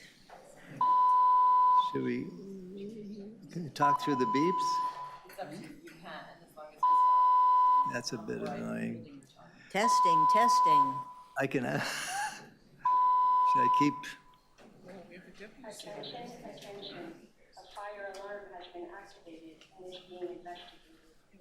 Please stand by for further instructions. Keep talking, Mike. Okay, well, time. Okay, just,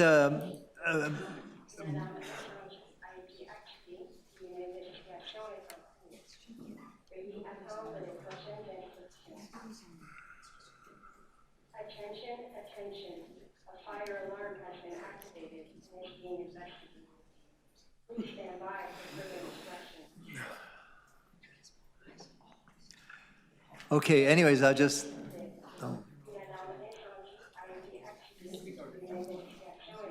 over the French. And Attention. A fire alarm has been activated and is being investigated. Please stand by for further instructions. thank you.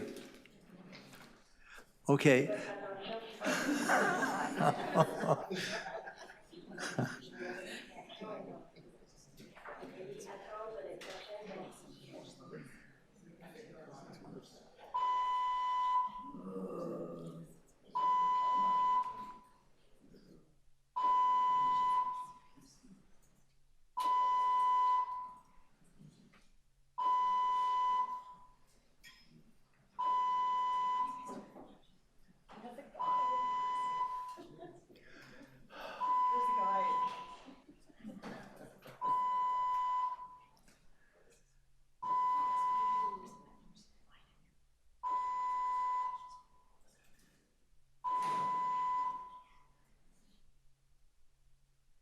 Attention. A fire alarm has been activated and is being investigated.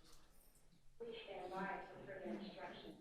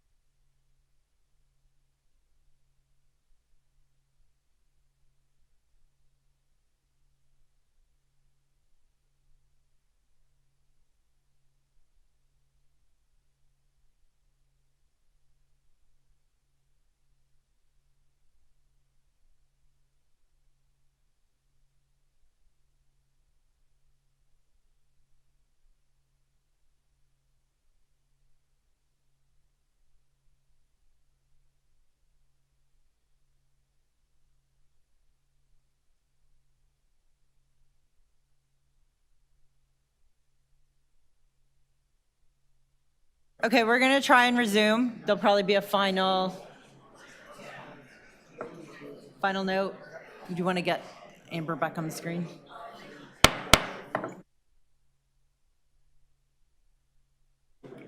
Okay, Deputy Mayor Cole, you were speaking on congestion management. Yeah, okay, and I just want to say that I think there are some very pragmatic things that staff has been doing that do work, and I can't say enough about the traffic agents. That program is superb. We just could use so many more, but again, I hope the province doesn't keep slowing things down with us being able to deploy more traffic agents. They are a godsend wherever there's real congestion pinch points. And then the other thing is, I think what is critical is for whether it be city projects or private projects, there's got to be proper signage that says, sorry for the inconvenience, here's what we're doing. We're putting in a new sewer. And I know there's signage that goes up, but letting people know what the project is helps lower the temperature a bit. And I think that's the other thing I want to mention. And also, there's got to be a bit of a change in the work culture, I think. Like, we can't block a whole lane of traffic on a main street because a couple of curb cuts. Oh, Madonna mia. Because a couple of curb cuts.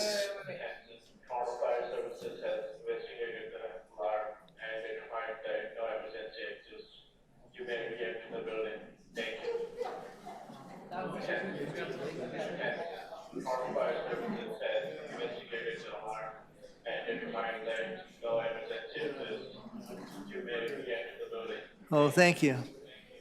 Okay, thank you. We'll start.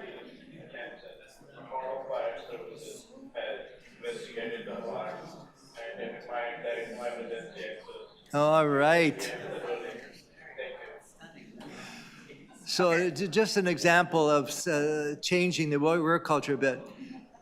If there's 3 or 4 curb cuts down on a main street like happened on Eglinton, they shouldn't basically keep that one lane closed for a whole weekend because of these 4 or 5 curb cuts into private property.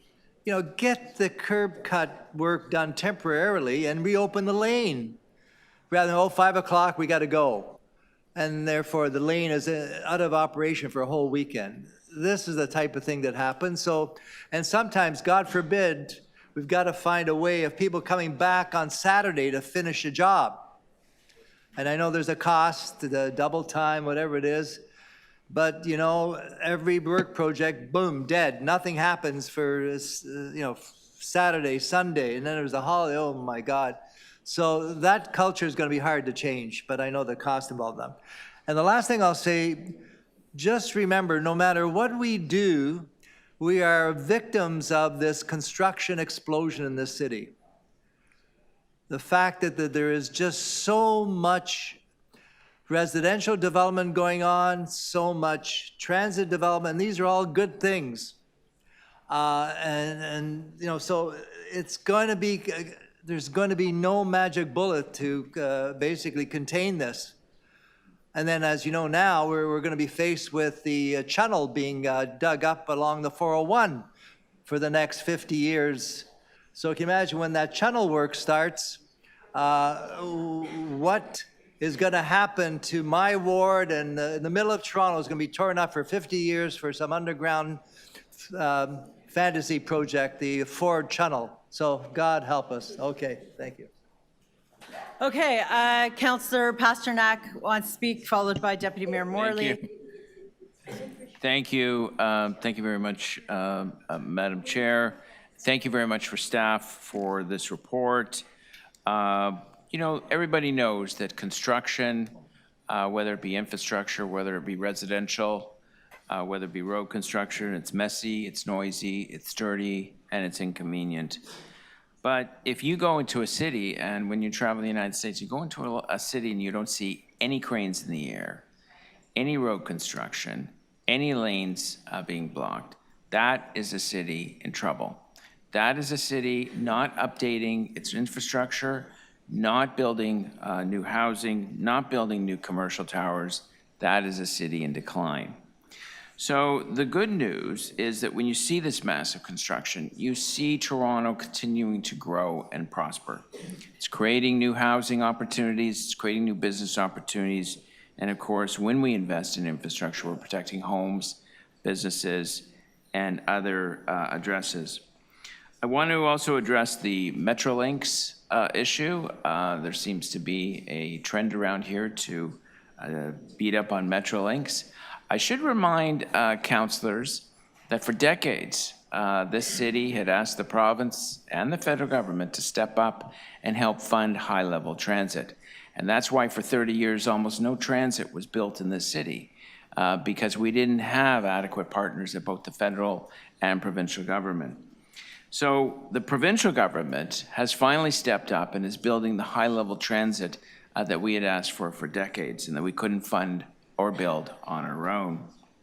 But it comes with a catch, and the catch is you give up control. Just like the Don Valley Parkway and the Gardiner, which I support the uploading, the downside is we've given up control. I find it ironical when movie stars come here to the city and complain about congestion who live in LA. And certainly that is no prize for congestion management, that is for sure. On to the plan itself.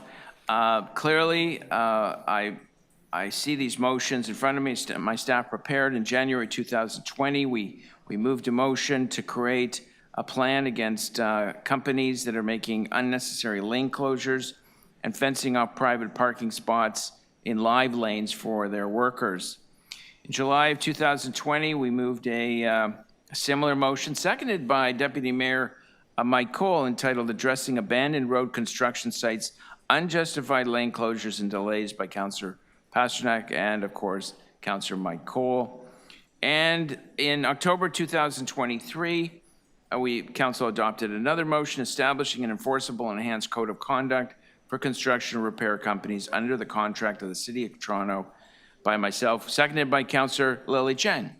So, I mean, we've been at this for years, and while the congestion management plan before us is a good product, I don't think it really addresses some of these more fluid situations where construction sites are abandoned for weeks on end, where those orange pylons are up all weekend long with no work, no equipment, no digging, and of course it creates bottlenecks in those areas. We had enormous grief on Chesswood as an example, where the subcontractor put out the orange pylons days or weeks before any construction was to begin, and we put pressure on them to remove them. We had the same problem at Finch and Dufferin, where there were unjustified lane closures, where the orange pylons went up and we reduced Finch West to one lane with no work, no workers, no materials inside the orange pylons. So this is something we absolutely have to get on top of. We need a reporting system where people can report a site. We need to fully fund people who will go inspect that site. And my suggestion is that these companies that are making hundreds of millions of dollars off the City of Toronto, they contribute into an enforcement pool. Taxpayers aren't going to pay for this. They contribute into an enforcement pool where we fund a team of inspectors to go out and take a look at unjustified lane closures, abandoned construction sites, and any other violations of our congestion management plan. And the debate will continue at council, and that's where I'll consider more motions. Thank you, Madam Chair. Thank you. Deputy Mayor Morley? Thank you. I just wanted to say thank you to staff for this work, and definitely agree and echo the sentiments of my colleague, Councillor Pasternak.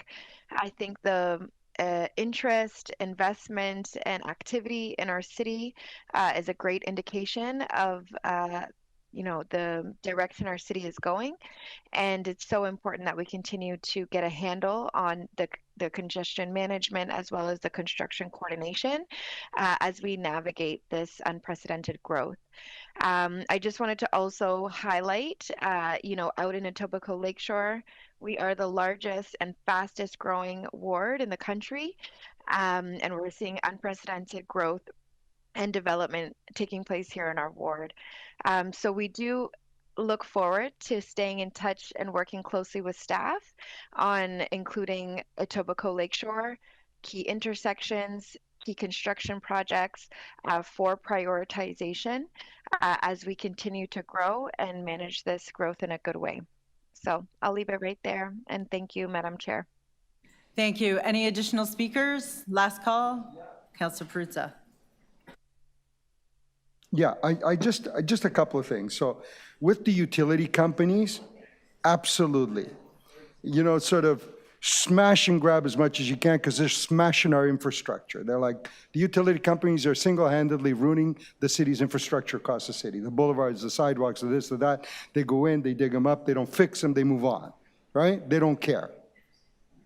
And we have to pick up the tab for that. So with the utility companies, just bring the elbow down as hard as you can and keep it on there, right? With the others, I don't think look, let me describe a couple of situations that I've witnessed. Scatting Court. Doing some work there, near there. They move out onto Dundas, they move out onto Bathurst, occupy a lane, relocate the walkways, the rest of it. Create just a nightmare in terms of traffic, people movement, and all the rest of it, and are there forever. Did it have to be that way? Absolutely not. If you allowed those contractors to build into those contracts that they needed to move that pedestrian walkway onto the site, organize the construction work to keep the pedestrian site, never had to occupy the road. Never had to occupy the road. St. Clair. We think that, these outfits have like, wads of people. No, they're usually outfits of like 8, 9, 10 people. So they repaved St. Clair Avenue. The contractor brought in the machine, smashed up the sidewalk on the north side and the curbs, and the same machine smashed up, they closed the lane on the north side, same machine was moved to the south side, smashed up the sidewalk and the curbs on the south side, closed the lane on the south side. Now you got 2 smashed up sections. So the men move to the one side, they start forming, they start working, they start doing. Then they move to the other side, they start forming, they start working, they start doing. Then you bring in the contractor for the concrete, then you bring in the contractor for the, and meanwhile the road is perpetually pinched. Didn't have to be that way. Do one side, send the machine away, bring it back when you do the south side. But they got their own rhythm to do the work, right? And we don't have the rhythm to oversee.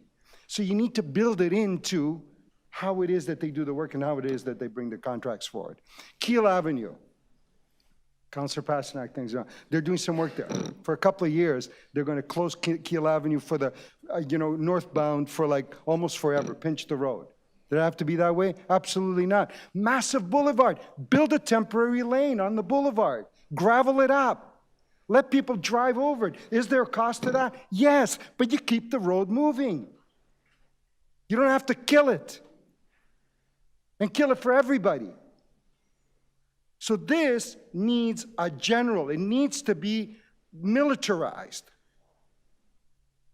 Yeah, in a sense, yeah. It needs to be in the sense that it has to, somebody has to understand how this stuff works and then build it into the contracts themselves so that our roadways stay open and people are able to move throughout the city. Otherwise, it's not going to happen. I met with a guy, a contractor, Finch Avenue. I know the LRT on Finch Avenue. And first thing, they're parking trucks. They leave, as Councillor Pasternak suggested, their construction trailers, their staging equipment, their materials, all the rest of it. And it's like, And I met with him, and we were walking around saying, like, does this have to be like this? Why can't you move this stuff and open up the road? You know what the response was? Counselor, for as long as we're here doing the work, the road is ours. That was his response to me. That's the attitude. And if you let that attitude prevail and you don't build it into their system, then you can wail away all you want here, pontificate all you want, hear from me all you want. Maybe you want to hear from me a little more, I don't know, or a little less, whatever. But it's not the point. The point is nothing is going to change. And the city is going to continue to stagnate because people can't move around. It doesn't have to be this way. Not at all. Thank you. I'm the last speaker on the item. I have a motion. It's just adding clarity. Councillor Pasternak had pointed out that we just wanted to be crystal clear on what the congestion management levy was for. So this is just making that super clear. I'd like to thank city staff for their tremendous work on this, for demonstrating that they're taking congestion seriously, for demonstrating, how much they care about this issue and how hard they're working on it. This is the type of report I like. We have a clear goal to get Toronto moving. We have a plan on how we'll get there. And soon we'll have an accountability framework. We'll have a dashboard that is launched publicly so that we can be held accountable to the rollout of the measures in this plan, but also have the data available on travel times in the city of Toronto to be able to show how they're moving. Councillor Pasternak made some really excellent points of how we got here. There was a lack of investment in transit. There was a lack of investment in housing. And we have everything coming together all at once, including tremendous progress on our State of Good Repair program to ensure that we're dealing with that aging infrastructure that we have in the city of Toronto. So with all of that happening, it was very hard to decipher out what are the most meaningful actions that are in this plan and what are all the things that we're doing. And anytime we'd announce one thing, people thought that was all we're doing. So what's nice about this plan is it has that table that shows everything that is happening to show that this is multifaceted, that we acknowledge that it's not just one thing that will get us there. But I do want to point out that in July, this committee, we tasked city staff with identifying 5 actions that they thought would be the most impactful. And they went out and they worked on that. And they've come back to say that better coordination and control over construction activities in the right-of-way is one. Increasing the fines for blocking the box, which we finally got a yes from on the province, but also on the stopping and standing violations during rush hour. So increasing the fines as a deterrent. Looking at automated enforcement technologies. We know that our traffic agents are fantastic, but they can't be everywhere all the time. So how can we fill that void? The 4th, looking at how to add an additional 50 traffic agents. We've seen immense success with them. One of the best things I get to do in my job is to go to their graduations and to be that crazy lady that unrolls the window and waves at them and screams thank you when I drive past them on the street. And lastly, coming back with the special events advisory team seat that is looking at how we can minimize the impacts of our events. We are a thriving city. We want to have festivals. We want to have celebrities come here. We just don't want them complaining about it in the press later. So how can we do a better job with all of that with the new special events action team? But again, there's many, many, many more things that are happening. City staff, as you know, went out and found a way to accelerate the work on the Gardiner. They've taken that lessons learned and they're now going to apply it to University, to Queen, to Harbour. That's buried deep in the report, but I think it's important that we recognize that there is a huge will behind the city staff here. Actually, there's also a Will Johnson behind the city staff here. So 2 wills coming together to really move this forward and to get things done. So a big thank you to city staff. And again, I think what's interesting when we have these reports come out, that what we focused on in the questions in the deputation wasn't actually the recommendations and the content of this report. I think we're finally in a place where everybody is happy with the congestion management plan. But really what the questions were about was about the next steps, and that's around the procurement, that's around the project management, that's around the delivery. So I think it's really great that, we're not arguing over the path forward on congestion. We're just actually all really excited about the path that's ahead around those other initiatives under the new Strategic Capital Coordination Office. So thank you, everybody. And with that, we'll move to the votes on the items. So we're going to do the votes on 16.2 first. So Councillor Sax's motion on the bid panel. All those in favor? All those opposed? That item carries. On the item as amended, all those in favor? All those opposed? That item carries. We'll move to the votes on 16.4 congestion management plan. So this is my friendly amendment for clarity around the lane occupancy and construction. All those in favor? All those opposed? That carries. Councillor Sachs has a motion around enforcement. All those in favor, all those opposed, that carries. Item is amended. All those in favor, all those opposed, that carries.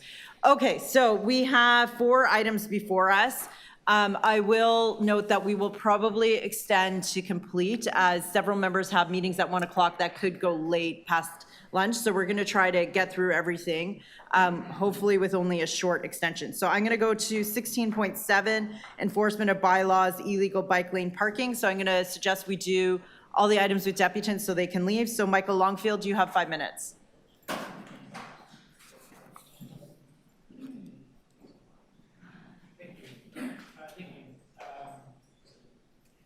I want to thank Councillor Ainsley for putting this motion forward. I actually was sort of wondering at one point when 16.2 and 16.4 were put together, whether or not this could actually be included as part of that well, because I think it is part of keeping our city moving, part of managing congestion. But I also appreciate the opportunity to be able to talk about bikeways and keeping them safe and clear yet another time. I do want to sort of quickly just loop back a little bit on the congestion piece and really sort of highlight, again, just how much cycling in a safe and connected cycling network can really have on helping ease congestion. The Toronto Board of Trade, as we know, has been talking about this. They did an Ipsos survey. I think we all know that 86% of people in the GTHA think this is a crisis.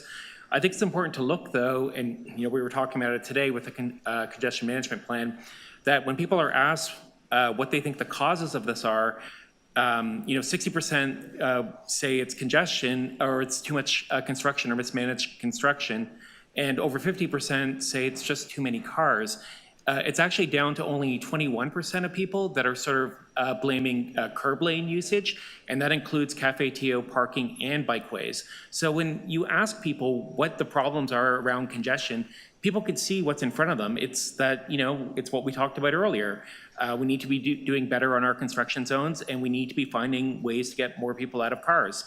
And at the Board of Trade Symposium as well earlier this week, again, there were a lot of really good ideas, lots of people really passionate about this. But a lot of the cities that were mentioned that are taking proactive steps, and hopefully in the future, Toronto will be listed as one of those, but cities like New York was mentioned, London was mentioned, Vancouver was mentioned, Berlin was mentioned, and among other things, what these cities all have in common is they all have more extensive and connected cycling networks than Toronto. If you, even if you look at the People for Bikes rankings, which isn't absolutely perfect, but Toronto ranks well below all 4 of them. And again, I think it does really speak to bikeways and congestion aren't actually oppositional things, that they can be part of a bigger solution. So again, I am pleased, to see this motion, to see what the report comes back with. I do have some, questions about what we're sort of talking about with bike lanes here. I think, if you asked, Barbara Gray's team, that there are lots of technical definitions of different types of bike lanes that we might all colloquially call bike lanes. But, if it's a so-called cycle track or a painted bike lane, they have different legal standards and what somebody is or isn't allowed to stop there. I think from, if you're just a road user or somebody driving or riding your bike around, the difference between a cycle track and a contraflow and a bike lane, you don't really know. But these do technically have different standards for what people are allowed to do in them. And I think maybe simplifying and unifying that so it's clearer to everybody what the expectation is, that eliminates confusion and rage on our streets, I think could be really important. And I think this, this item here has that ability to start maybe thinking through some of those things. But that's what I have to say. Thank you again. Thank you for your deputation. Questions of the deputant? Okay, seeing none, thank you for joining us. Our next speaker is Hamish Wilson. Hamish, you have 5 minutes. I hope I can get the projector on, please. Some thanks for this. At least gets bike safety issues on your agenda. And now it seems really urgent to have this happen, as forwards is backwards yet again. And of course, the climate emergency, where we really do have to do an awful lot more, because we're probably the worst in the world per capita, because we're not including the forest fires yet. So the cyclist death that prompted this motion shouldn't have happened. And yep, there was a high quality, wide protected bike lane there, and thanks. And yes, as per the 1991 study, best place for an east-west bike lane through the core, though extending out to through to Etobicoke was unwise in my view, and not surprisingly has given a pushback. And what did we expect? An act to improve cycling in Toronto that would actually improve cycling? Not necessarily. The province already has multiple levers or bulldozers, and indeed that weakness and deference and subservience to the overlords and autocrats is continually part of our problem. And one specific issue is the full lane closure for various purposes and endeavors, with no recognition of cyclists needing a bit of space to thread through without being run over, or having the threat of being run over, or in the case of many core streets, being messed up and thrown by the streetcar tracks, hence this picture. This is a common thing, unfortunately, for a lot of things, in that you get squeezed, there's traffic, you can get tossed by the streetcar tracks. Sometimes it's the city works and the hydro works, and the margins of the streetcar tracks are another sort of continual hazard in that they're often broken up. So you get that sort of situation where you have all sorts of tightness and who's coming behind you and at what speed. So please, have a motion that council ask the province to review and adjust the OTC manuals to ensure in dense urban cores, especially those with streetcar transit tracks, that full lane closures do not normally occur, and that closures have regard to bike safety for leaving room for passage and signage. And by the way, it's not only construction bins and processes from the private sector, but also the city's own works that can be nasty and dangerous. There was a longer process of endangerment along College westbound past St. George. It's done. I don't think anybody was really hurt, which is great. The protected parking was a bit annoying. And one of the things with parking as well, by the way, it'd be really great to have enforcement of parking too far away from the curb. And here's another instance of the streetcar tracks being an issue, in that there's a slight lip there. So if the woman cyclist, the mother, wasn't a little bit more careful, she could have fallen on that, not just the tracks itself. So please consider also getting parking agents to actually, you're parking more than 10 inches or 9 inches out from the curb, please ticket them. College and Bay, also an issue, although it's a bit better. And we've also had a set of restrictions and tightness on Bloor in Annex area through the summer, and I'm hoping that the use of the wider lanes as bidirectional lanes will ebb away, because it was bad. And there's also a lot of non-enforcement on the e-cyclists first, as well as the cyclists, because of the error of the Harper government in lumping all of the e-bikes into a single class, making the roads, sidewalks, and bike lanes more dangerous. So please, notice of hazard again, all the micro-mobilities, all the, there's got to be a lot more enforcement of the rules and respect for pedestrians and cyclists. So please also consider a motion to request the federal government to review the classifications of electric bikes and electric-assisted bikes and other micro-mobility devices to align more with European standards and practices. It's bad. Within the The annex area, again, there was unfortunately all that congestion and restrictions through the summer, and now there's yet another small constriction on safe cycling and protect at St. George and Bloor in the form of rebuilding the gutters of that protected intersection just done.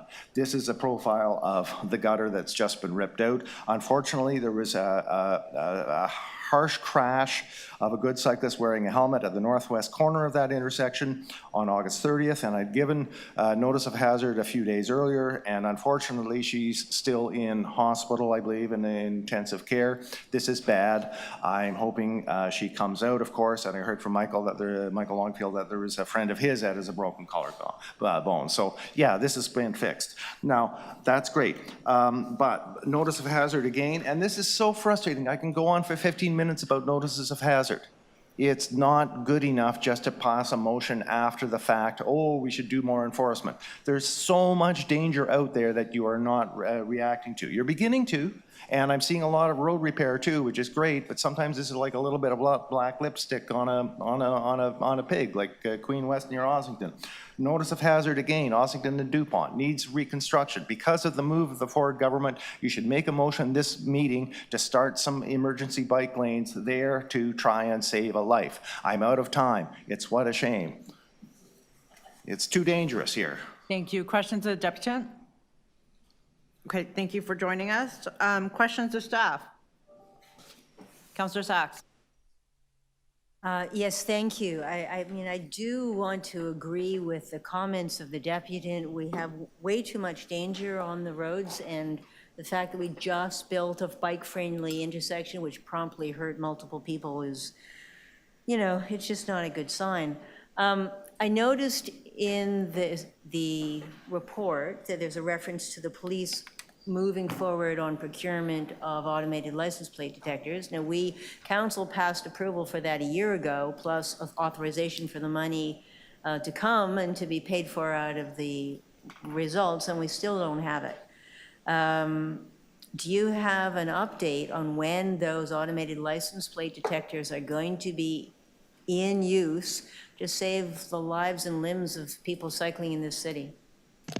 Through the speaker, Councillor Sachs, the police weren't able to join us today, but they are leading the effort to put this RFP out. It's going out. I believe they did a request for information earlier in the year, and now they're putting together a request for proposals. So I don't know the timeline of when it will be available on the street. There's a couple of different technologies that are being looked at. Some of them hopefully can move a little faster than others. Some of them are going to require us to get some additional approvals. So we'll keep you posted as we have more information about that, but I don't have a timeline for you today. Okay, well, can you get more information for council? Because as I say, we got specific council direction to get it done and get it started, and then we got the police saying, yes, yes, we're going to do it, and month after month goes by and nothing happens.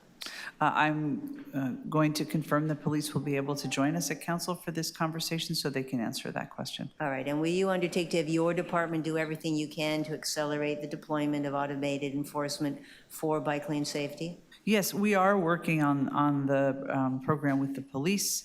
We are also, as you know, in the congestion report pursuing separate engagement with the province on changing the rules related to block the box for automated enforcement. So we're moving forward on automated enforcement, I think, in a very deliberate way, and we don't control all of it. You know that we just put in what we do control, like the signs and markings and fines.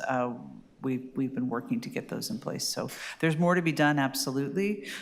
We also have our new patrol for our transportation standards officers who are doing at least a daily patrol of bike lanes, and we also have a number of them that will be on bikes like MLS officers are now, so they'll be in the lanes making their daily runs through their wards, and that's going to help, I think, quite a bit. Well, that was my next question, because I was promised that we were going to have bike lane inspections done by people on bikes many months ago, and they haven't been there yet. So what is the timing to actually see the bike lane inspectors doing their inspections from when they can see what matters to cyclists on a bike? So I believe they have their bikes. Abby's here from Fleet. I believe they have their bikes, and I believe their bikes are outfitted. They've done their training, and I believe by the end of the month, we were thinking they were going to be deployed. The end of the month is Monday. Are they going to be deployed by Monday? Well, certainly they weren't, we were hoping they'd be deployed by the 25th, so it's in the next couple, I'm hoping before council.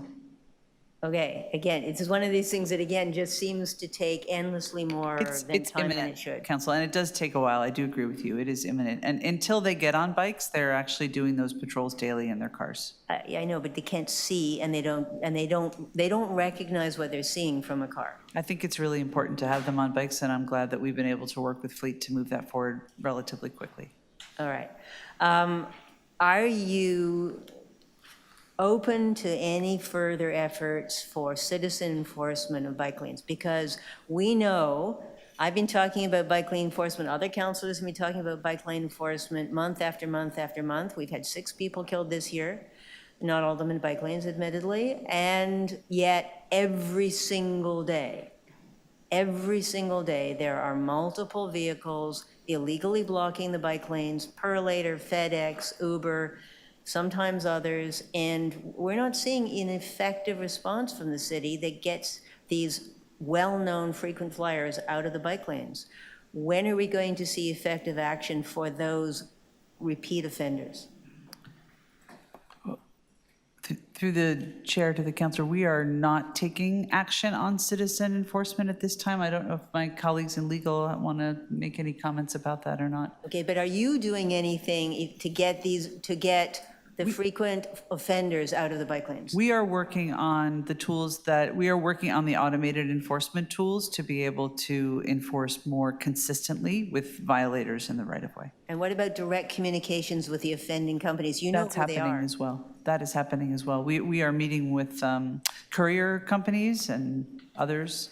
I don't know the cadence of that, but I can get that back to you before we go to council. Yes, please. Okay.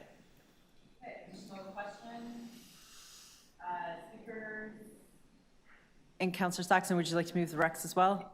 I am happy to move the Rex, but we need more than this, for sure, because we know, I cycle every day, and every single day we're forced out into general traffic, sometimes by illegal activities, sometimes by construction. We've got location after location where the city's doing construction on the road where there's no safe place for cyclists provided.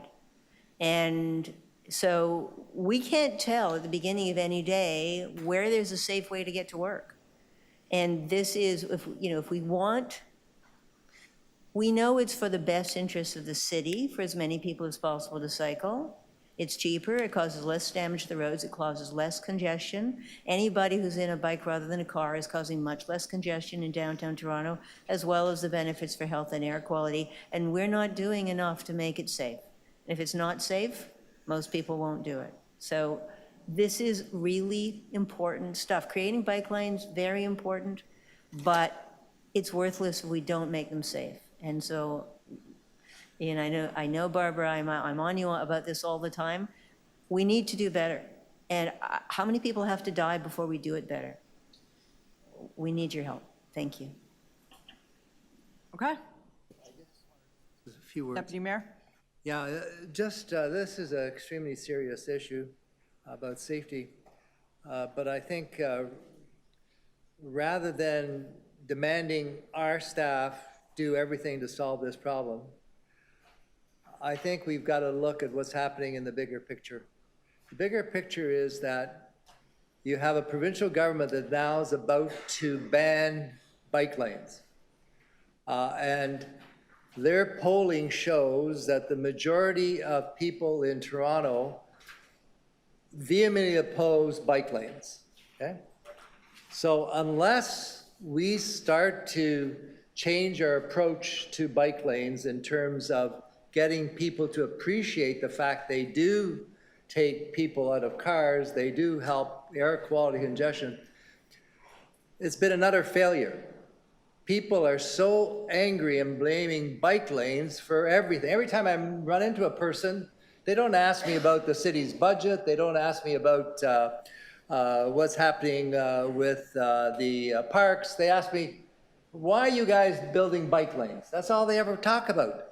So there's a hate on for bike lanes like I've never seen before. So we've got to start to work with our staff, work with the public, and start to explain in a better way the value of cycling to all these things we know. It's been a total failure because every day people are getting more and more angrier and angrier to the point where the premier is saying, okay, I'm going to ban them. That's what we're getting to. So we better start to smell the coffee here and realize we've got to change our attitude in terms of towards how we deal with getting people to respect, appreciate cycling and all the beneficial effects. Up till now, I think we failed. Thank you. Okay, additional speakers? Councillor Perruzza? I just got inspired to say something I've been saying for a long time, and I'm going to say it again. Especially in the suburbs where we have these big, wide boulevards. Chesswood, Champagne Drive, which they're building now, Sentinel, Yorkgate, Shoreham. I'm naming all the streets, Finch Avenue, all the streets that, had a bike lane installed, or is having a bike lane installed. On Shoreham, did they have to take away a lane of traffic to install the bike lane? Absolutely not. It was the cheaper option, right? You got a kind of one size fits all and drives people nuts, right? Could that have gone into the boulevard? Absolutely, 100%. Maybe slightly more expensive. Finch Avenue along the LRT, they wanted to put the bike lane on the street. We had to fight, everybody for like 2.5 years, literally wrestle them to the carpet to make them understand that putting cyclists and tractor trailers in the same lane was like stupid. Tractor trailers coming from the Keele-Finch depot, filled with fuel, double axles. I don't know how long those things are. Putting those guys in the same lane as cyclists was dumb as a bag of hammers. Took a couple of years. How did that issue get solved? I don't know, somewhere in the neighborhood of, a few $1 million. But that bike lane was finally taken off the street and put carved into the boulevard, and now you have the tractor trailer in the traffic lane, and you have the bike in the bike lane off the street in a safer, much, much safer environment. There was a cost to that, right? But the thinking down here was, no, it's got to go there. That's it. No, we can't. We need it for emergency vehicles. No, sometimes ambulances need to drive on top of it, and fire trucks need to drive on top of it. Oh, because the Metrolinx won't let you cross at intersections, won't let the fire trucks cross over. It's like in the box kind of thinking. We had rules like, tractor trailers, fuel trucks can't cross over. And here's where I learned that rules can change. Tractor trailers can't cross a subway box, in case you have a spill. Well, you know what? The fuel companies stalled subway construction for years, and then everybody said, you know what? Yes, they can. There's a way to do it safely.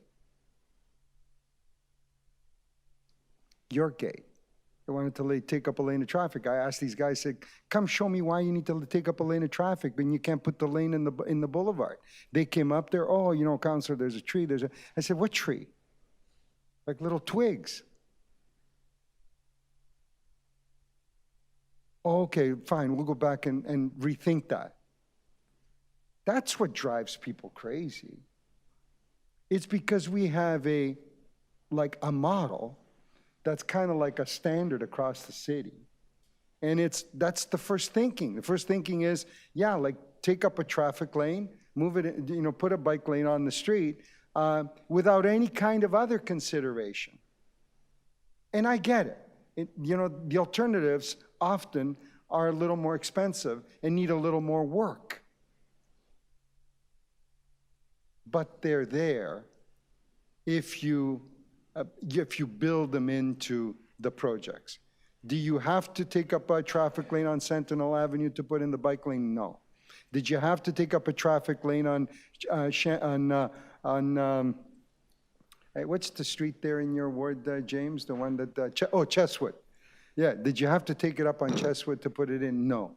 Did you have to take up a traffic lane on Champagne Drive to put in the bike lane? No. They could all have gone easily into the boulevard. A little more expensive, right? And you put them in a safer environment, away from these are industrial areas with big trucks driving around all the time, driving people crazy.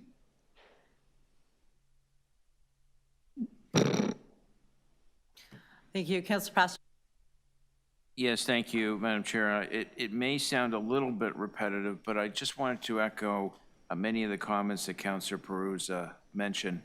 When I ran first in 2010. Sorry, I'm going to pause for 1 second. Can we just move a motion to extend? Do you want to move it? Move to finish by 1? Well, I don't know that we can do that, but can we do that? Complete the agenda by 1.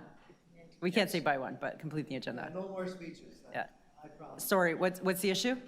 I'll go get food and come back. I can't sit. Okay. Yeah, there's a police briefing at 1 that will go for probably an hour, and then I think we'll lose quorum after that. Yeah, so go ahead. I would move unfinished items to council without recommendation. Well, we can see, but we're going to accept all in favor, go. Okay, thank you. Yeah, so in 2010 when I ran, if you mentioned the word bike lane or bike, you would lose. You would simply lose. So we had to look for an alternative way because as a casual cyclist, someone who gets around the ward as much as they can on a bike, I thought bike lanes had merit as long as they weren't built into live lanes and contributing to traffic congestion. And remember, that not only blocks your average motorist, that blocks fire services, EMS, police, our emergency responders.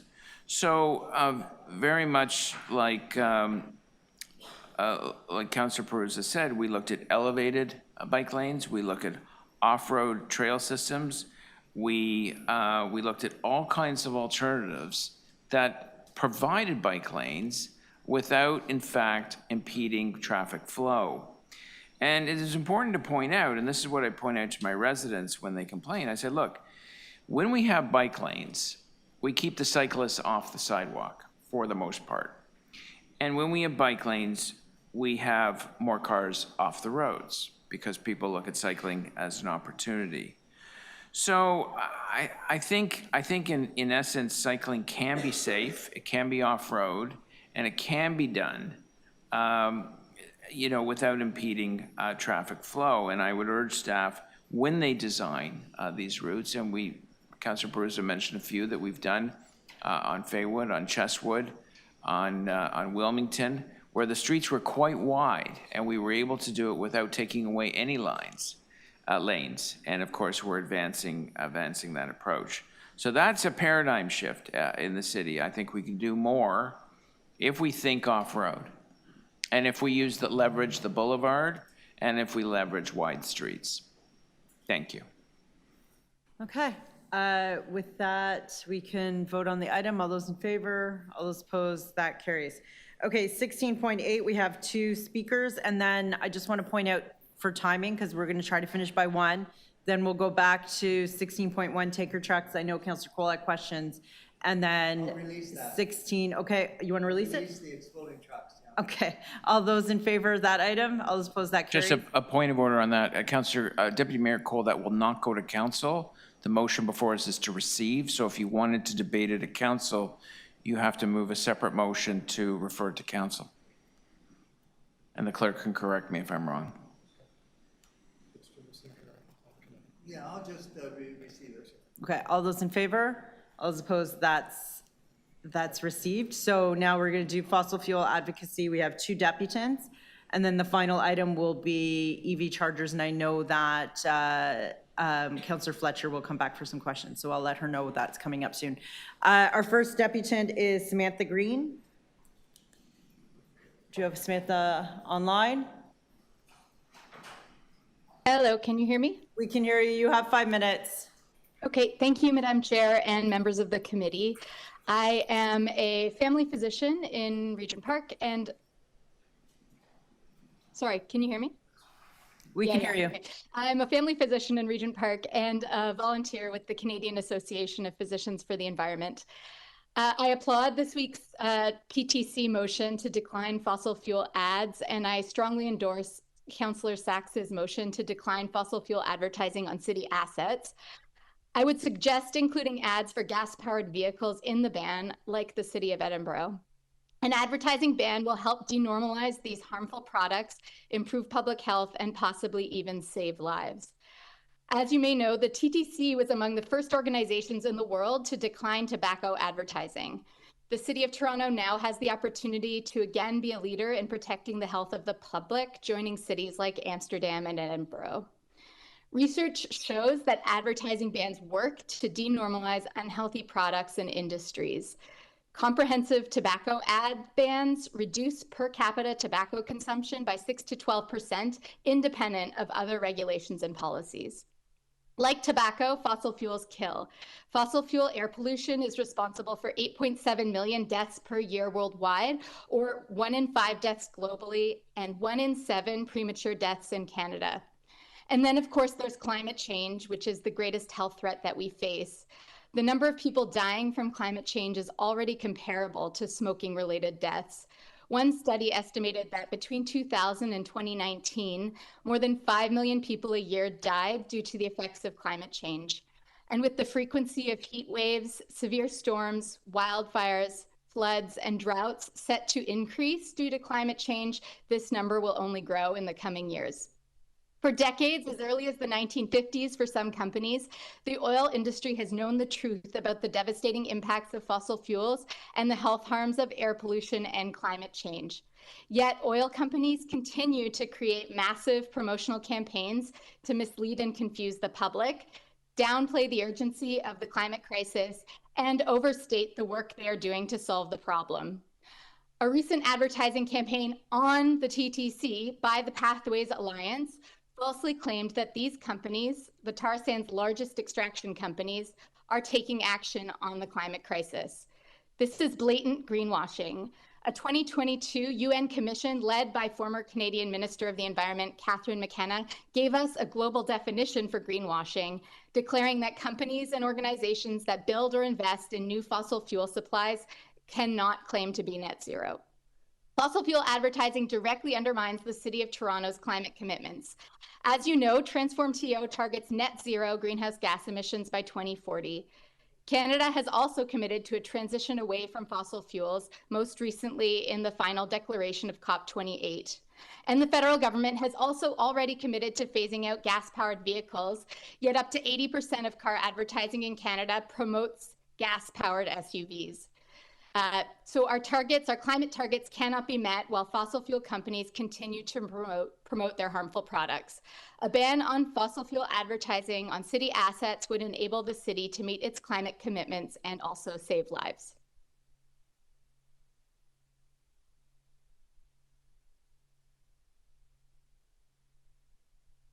Seeing none, we'll go to the next deputants. I just want to point out, sorry, 2 additional people had registered since this morning. So there are 4 deputants on this item, but I'm confident we're going to all work together and we're going to finish by 1. So our next speaker is Keith Stewart.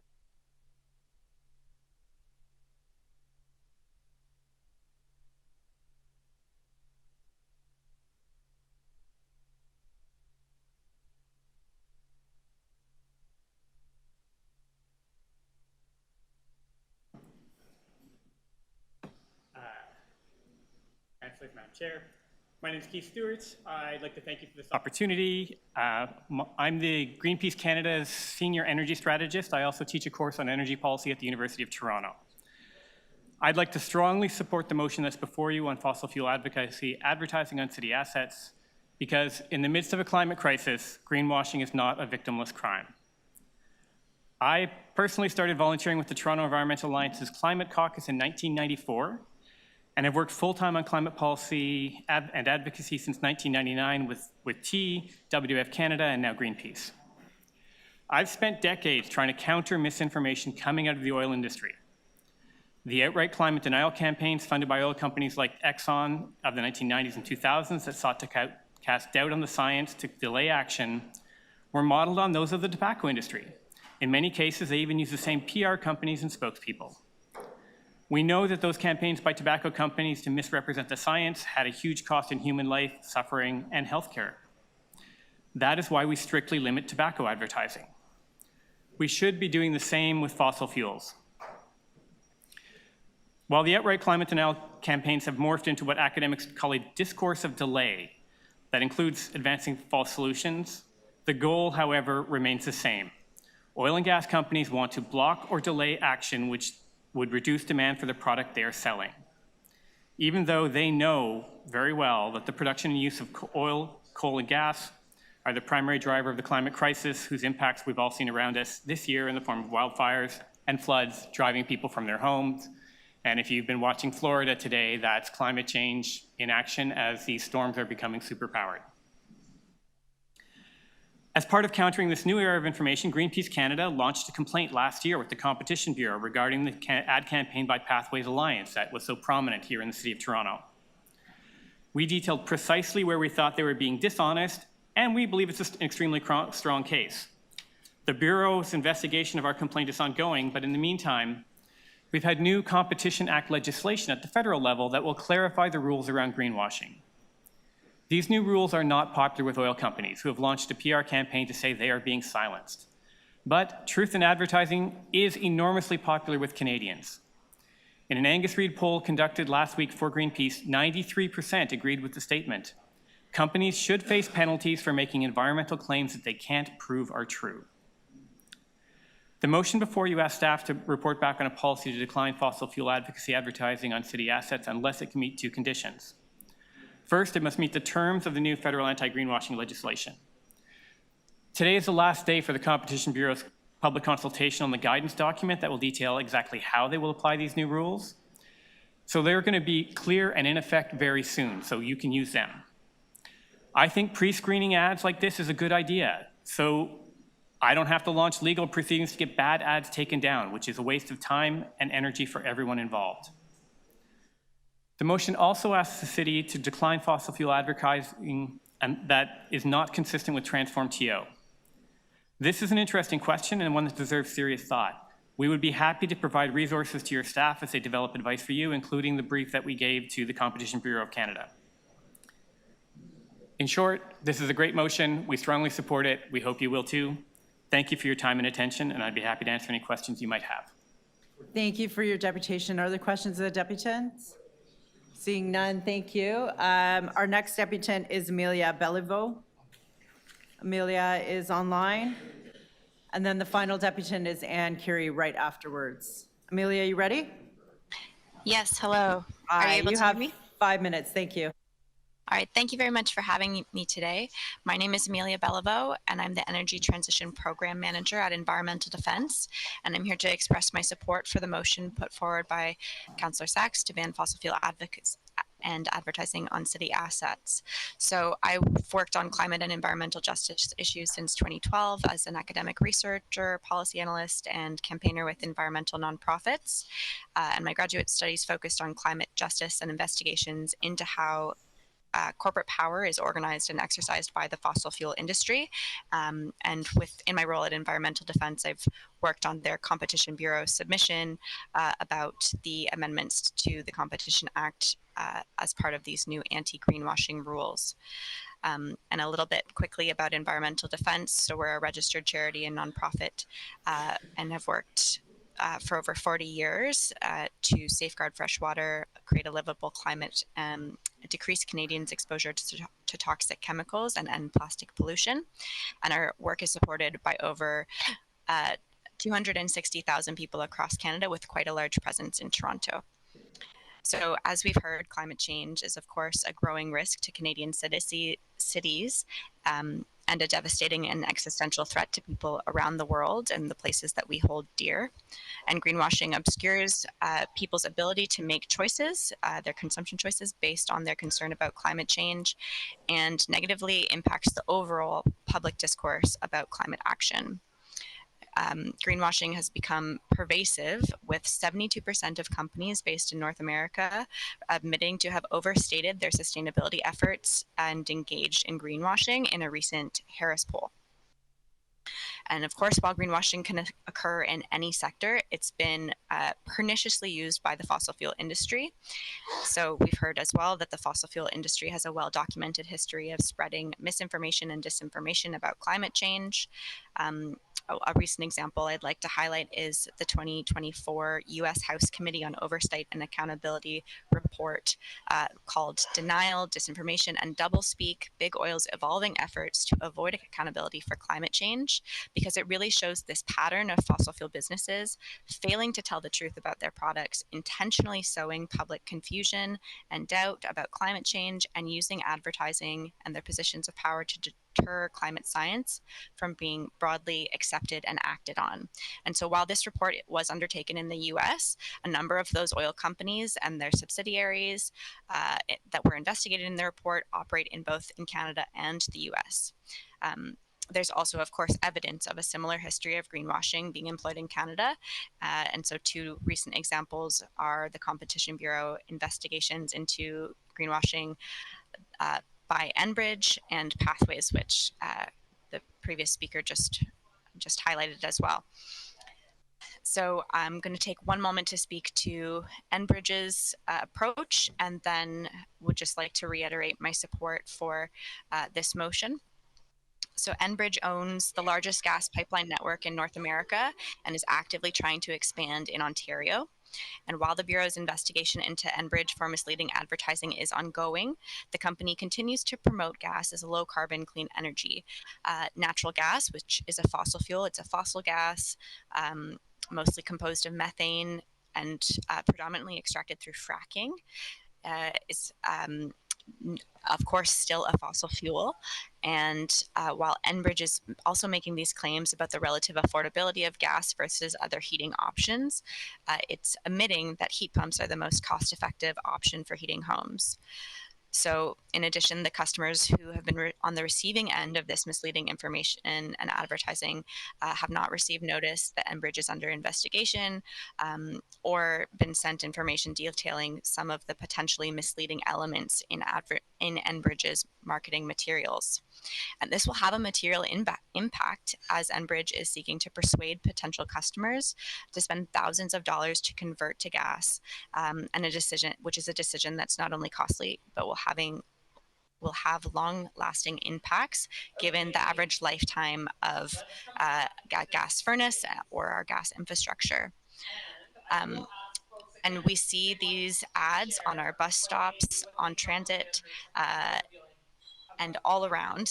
And so it's given the influence that the fossil fuel industry's advertising has on our ability to address the climate crisis, and the steps we need to limit fossil fuel advertising.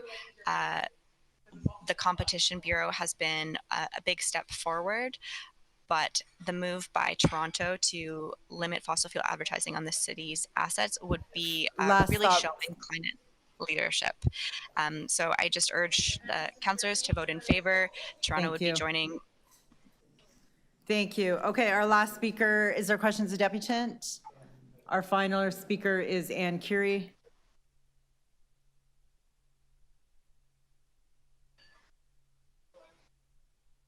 Good afternoon. Thank you for this opportunity to speak. My name is Ann Curie. I'm a resident in Ward 11.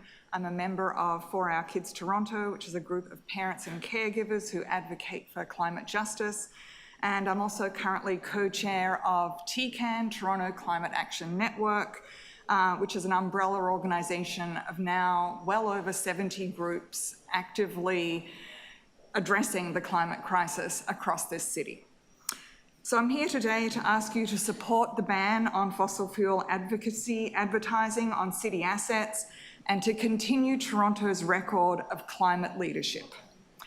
In 2018, Council voted unanimously to declare a climate emergency. In 2020, Council voted overwhelmingly in favour of the net zero strategy, which set the new and more ambitious target of reaching net zero by 2040. And in 2022, Council voted overwhelmingly in favour of endorsing the Fossil Fuel Non-Proliferation Treaty to phase out fossil fuels and fast-track a fair energy transition. Given that we are indeed in a climate emergency, which is now accelerating, witness the fires, the floods, the heat waves of this past summer, it makes no sense for the city to provide advertising space to the industry that is driving this crisis, undermining our climate plan and our ability to meet our targets, and slowing the energy transition that is so very much needed. We're at a critical point. The need to end our dangerous dependence on fossil fuels and accelerate the energy transition could not be more urgent. The fossil fuel industry knows this, and they have known for decades about the dangers of continuing to burn their product. But the industry's strategy, as others have outlined, is to obstruct this energy transition so that they can continue to profit. It is a strategy that the writer Alex Stefan describes as predatory delay. And advertising is central to that strategy. Advertising is intended to secure public support for the continued consumption of fossil fuels, no matter the dangers and the costs to our health, our communities, and our kids. And these costs are mounting. 600 premature deaths a year to air pollution here in Toronto, mainly from fossil fuels. Almost $1 billion in flood damages, increasing insect-borne disease, heat waves, the list goes on and on.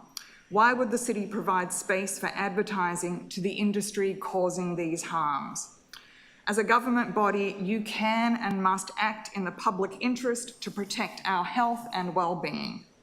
So just as the city banned the advertising of tobacco products because of the harms they caused, we must now ban the advertising of fossil fuels for the harms they cause and the threat their continued consumption poses to our health, our rights, and our kids' rights to a safe environment and a livable future.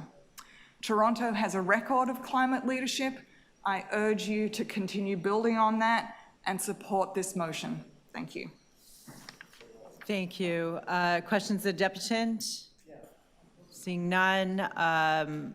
Councillor Peruzza, I think you had a motion. Pasternak?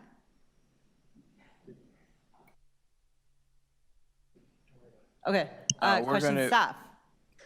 Questions of staff? Speakers to the item? Vote on the item? All those in favor? All those opposed? I'm sorry? What? Are we voting on the item? Vote. Yes. Okay. Okay, we'll vote on the item. Okay, all those in favor? All those opposed? Oh, wait a minute. You got to go recorded. Recorded vote. All those in favor? Councillor Sachs, Councillor Morley, myself, Councillor Cole, Councillor Peruzza, all those opposed, Councillor Pasternak. Okay, that brings us to our final item. We may lose quorum, so do you want to move your motion first and then I want to move my motion, please, which I worked out with the Environment Climate yesterday. Basically, there's one piece missing from the long series of excellent recommendations on EV charging, which is options for privately owned, building-connected charging at the curb at no cost to the city. I only know of one company that's doing this in the States. They're doing it in multiple cities. There may be other technology, but we should at least investigate it. It's clear that having Toronto Hydro directly connected charging at the curb is excessively expensive. It's many tens of thousands of dollars and incredibly slow, doesn't work, never pays, whereas a building-connected system can be much less expensive and much more easily rolled out and wouldn't cost the city anything. So that's what my motion is, that we should ask staff to advise us about that. Okay, thank you. And now Councillor Fletcher has patiently waited all day. So questions or speaking, we'll let you do both at the same time. And then we're going to probably wrap. Since I know you're in a big hurry, was that your speech, Councillor? Right, and please everybody vote for the motion. Okay. I just want to say that I'm very happy to see this report here and to be really clear on the governance of such an important program, which is EV charging, which has a number of components. Of course, there is the ability to involve and put charging stations in green P lots. I'm talking about the city's approach. There is these are requirements to look at green P parking spots on streets where we have green P parking, which isn't all over the city. It's only in very particular areas. And then how we will address the issue of residential homeowners and tenants who want to be able to park in their neighborhoods through permit parking, which again is very specific. And there do seem to be some hurdles around that. I believe that Toronto Hydro, will, I hope, will be at council in order to address some of that. And also there is work underway, Mr. Nolan has assured me, to ensure that that piece of the puzzle is there. I just also want to address to you, Madam Chair, that having started in looking at this as a member of the Toronto Parking Authority, what I have come to understand is that the data that's required in order to have a really robust, smart, well-spent strategy for EVs is something that the city has to ask for. And when we're looking at our partner, Toronto Parking Authority, they have that data. We need to be very clear, data-based decision-making, and I know that's a favorite thing for you, so music to your ears, that's how we're going to make decisions about our rollout. We're making a decision here as to this is a rollout under the auspices and governance of the City of Toronto with Toronto Parking Authority, which is our agency. As part of that, a key player. And the next decision point, and I'll be clear at council, and I'll have some motions as to exact data points that we need. And I think councillors will be interested to know how many EVs are purchased in their wards. Some wards, maybe yours, Councillor Pasternak, you have garages, so people are parking there. I'm interested to know a number of things with the market survey. If you have a garage, it should be much higher acquisition than perhaps there is. So there's a whole number of things before we set a course, and I think this is a great report, and I want to thank Mr. Nolan for that. I want to thank the Mayor's office for all of their help here, and Mr. Diaz here from Parking Authority. They've been very involved in getting us to this point of really understanding how we're going to do this from a city perspective. Thank you for having me here today. Thank you for waiting to the end for us. And I want to echo all of that. DRCA. To echo all of Councillor Fletcher's comments. Great. Okay, so we can proceed to vote on the items. So the first is Councillor Sax's amendment. All those in favor? All those opposed? That item carries. The item is amended. All those in favor? All those opposed? That item carries. I will confirm we have completed the agenda. Thank you, everybody. Enjoy your 1 o'clock meetings.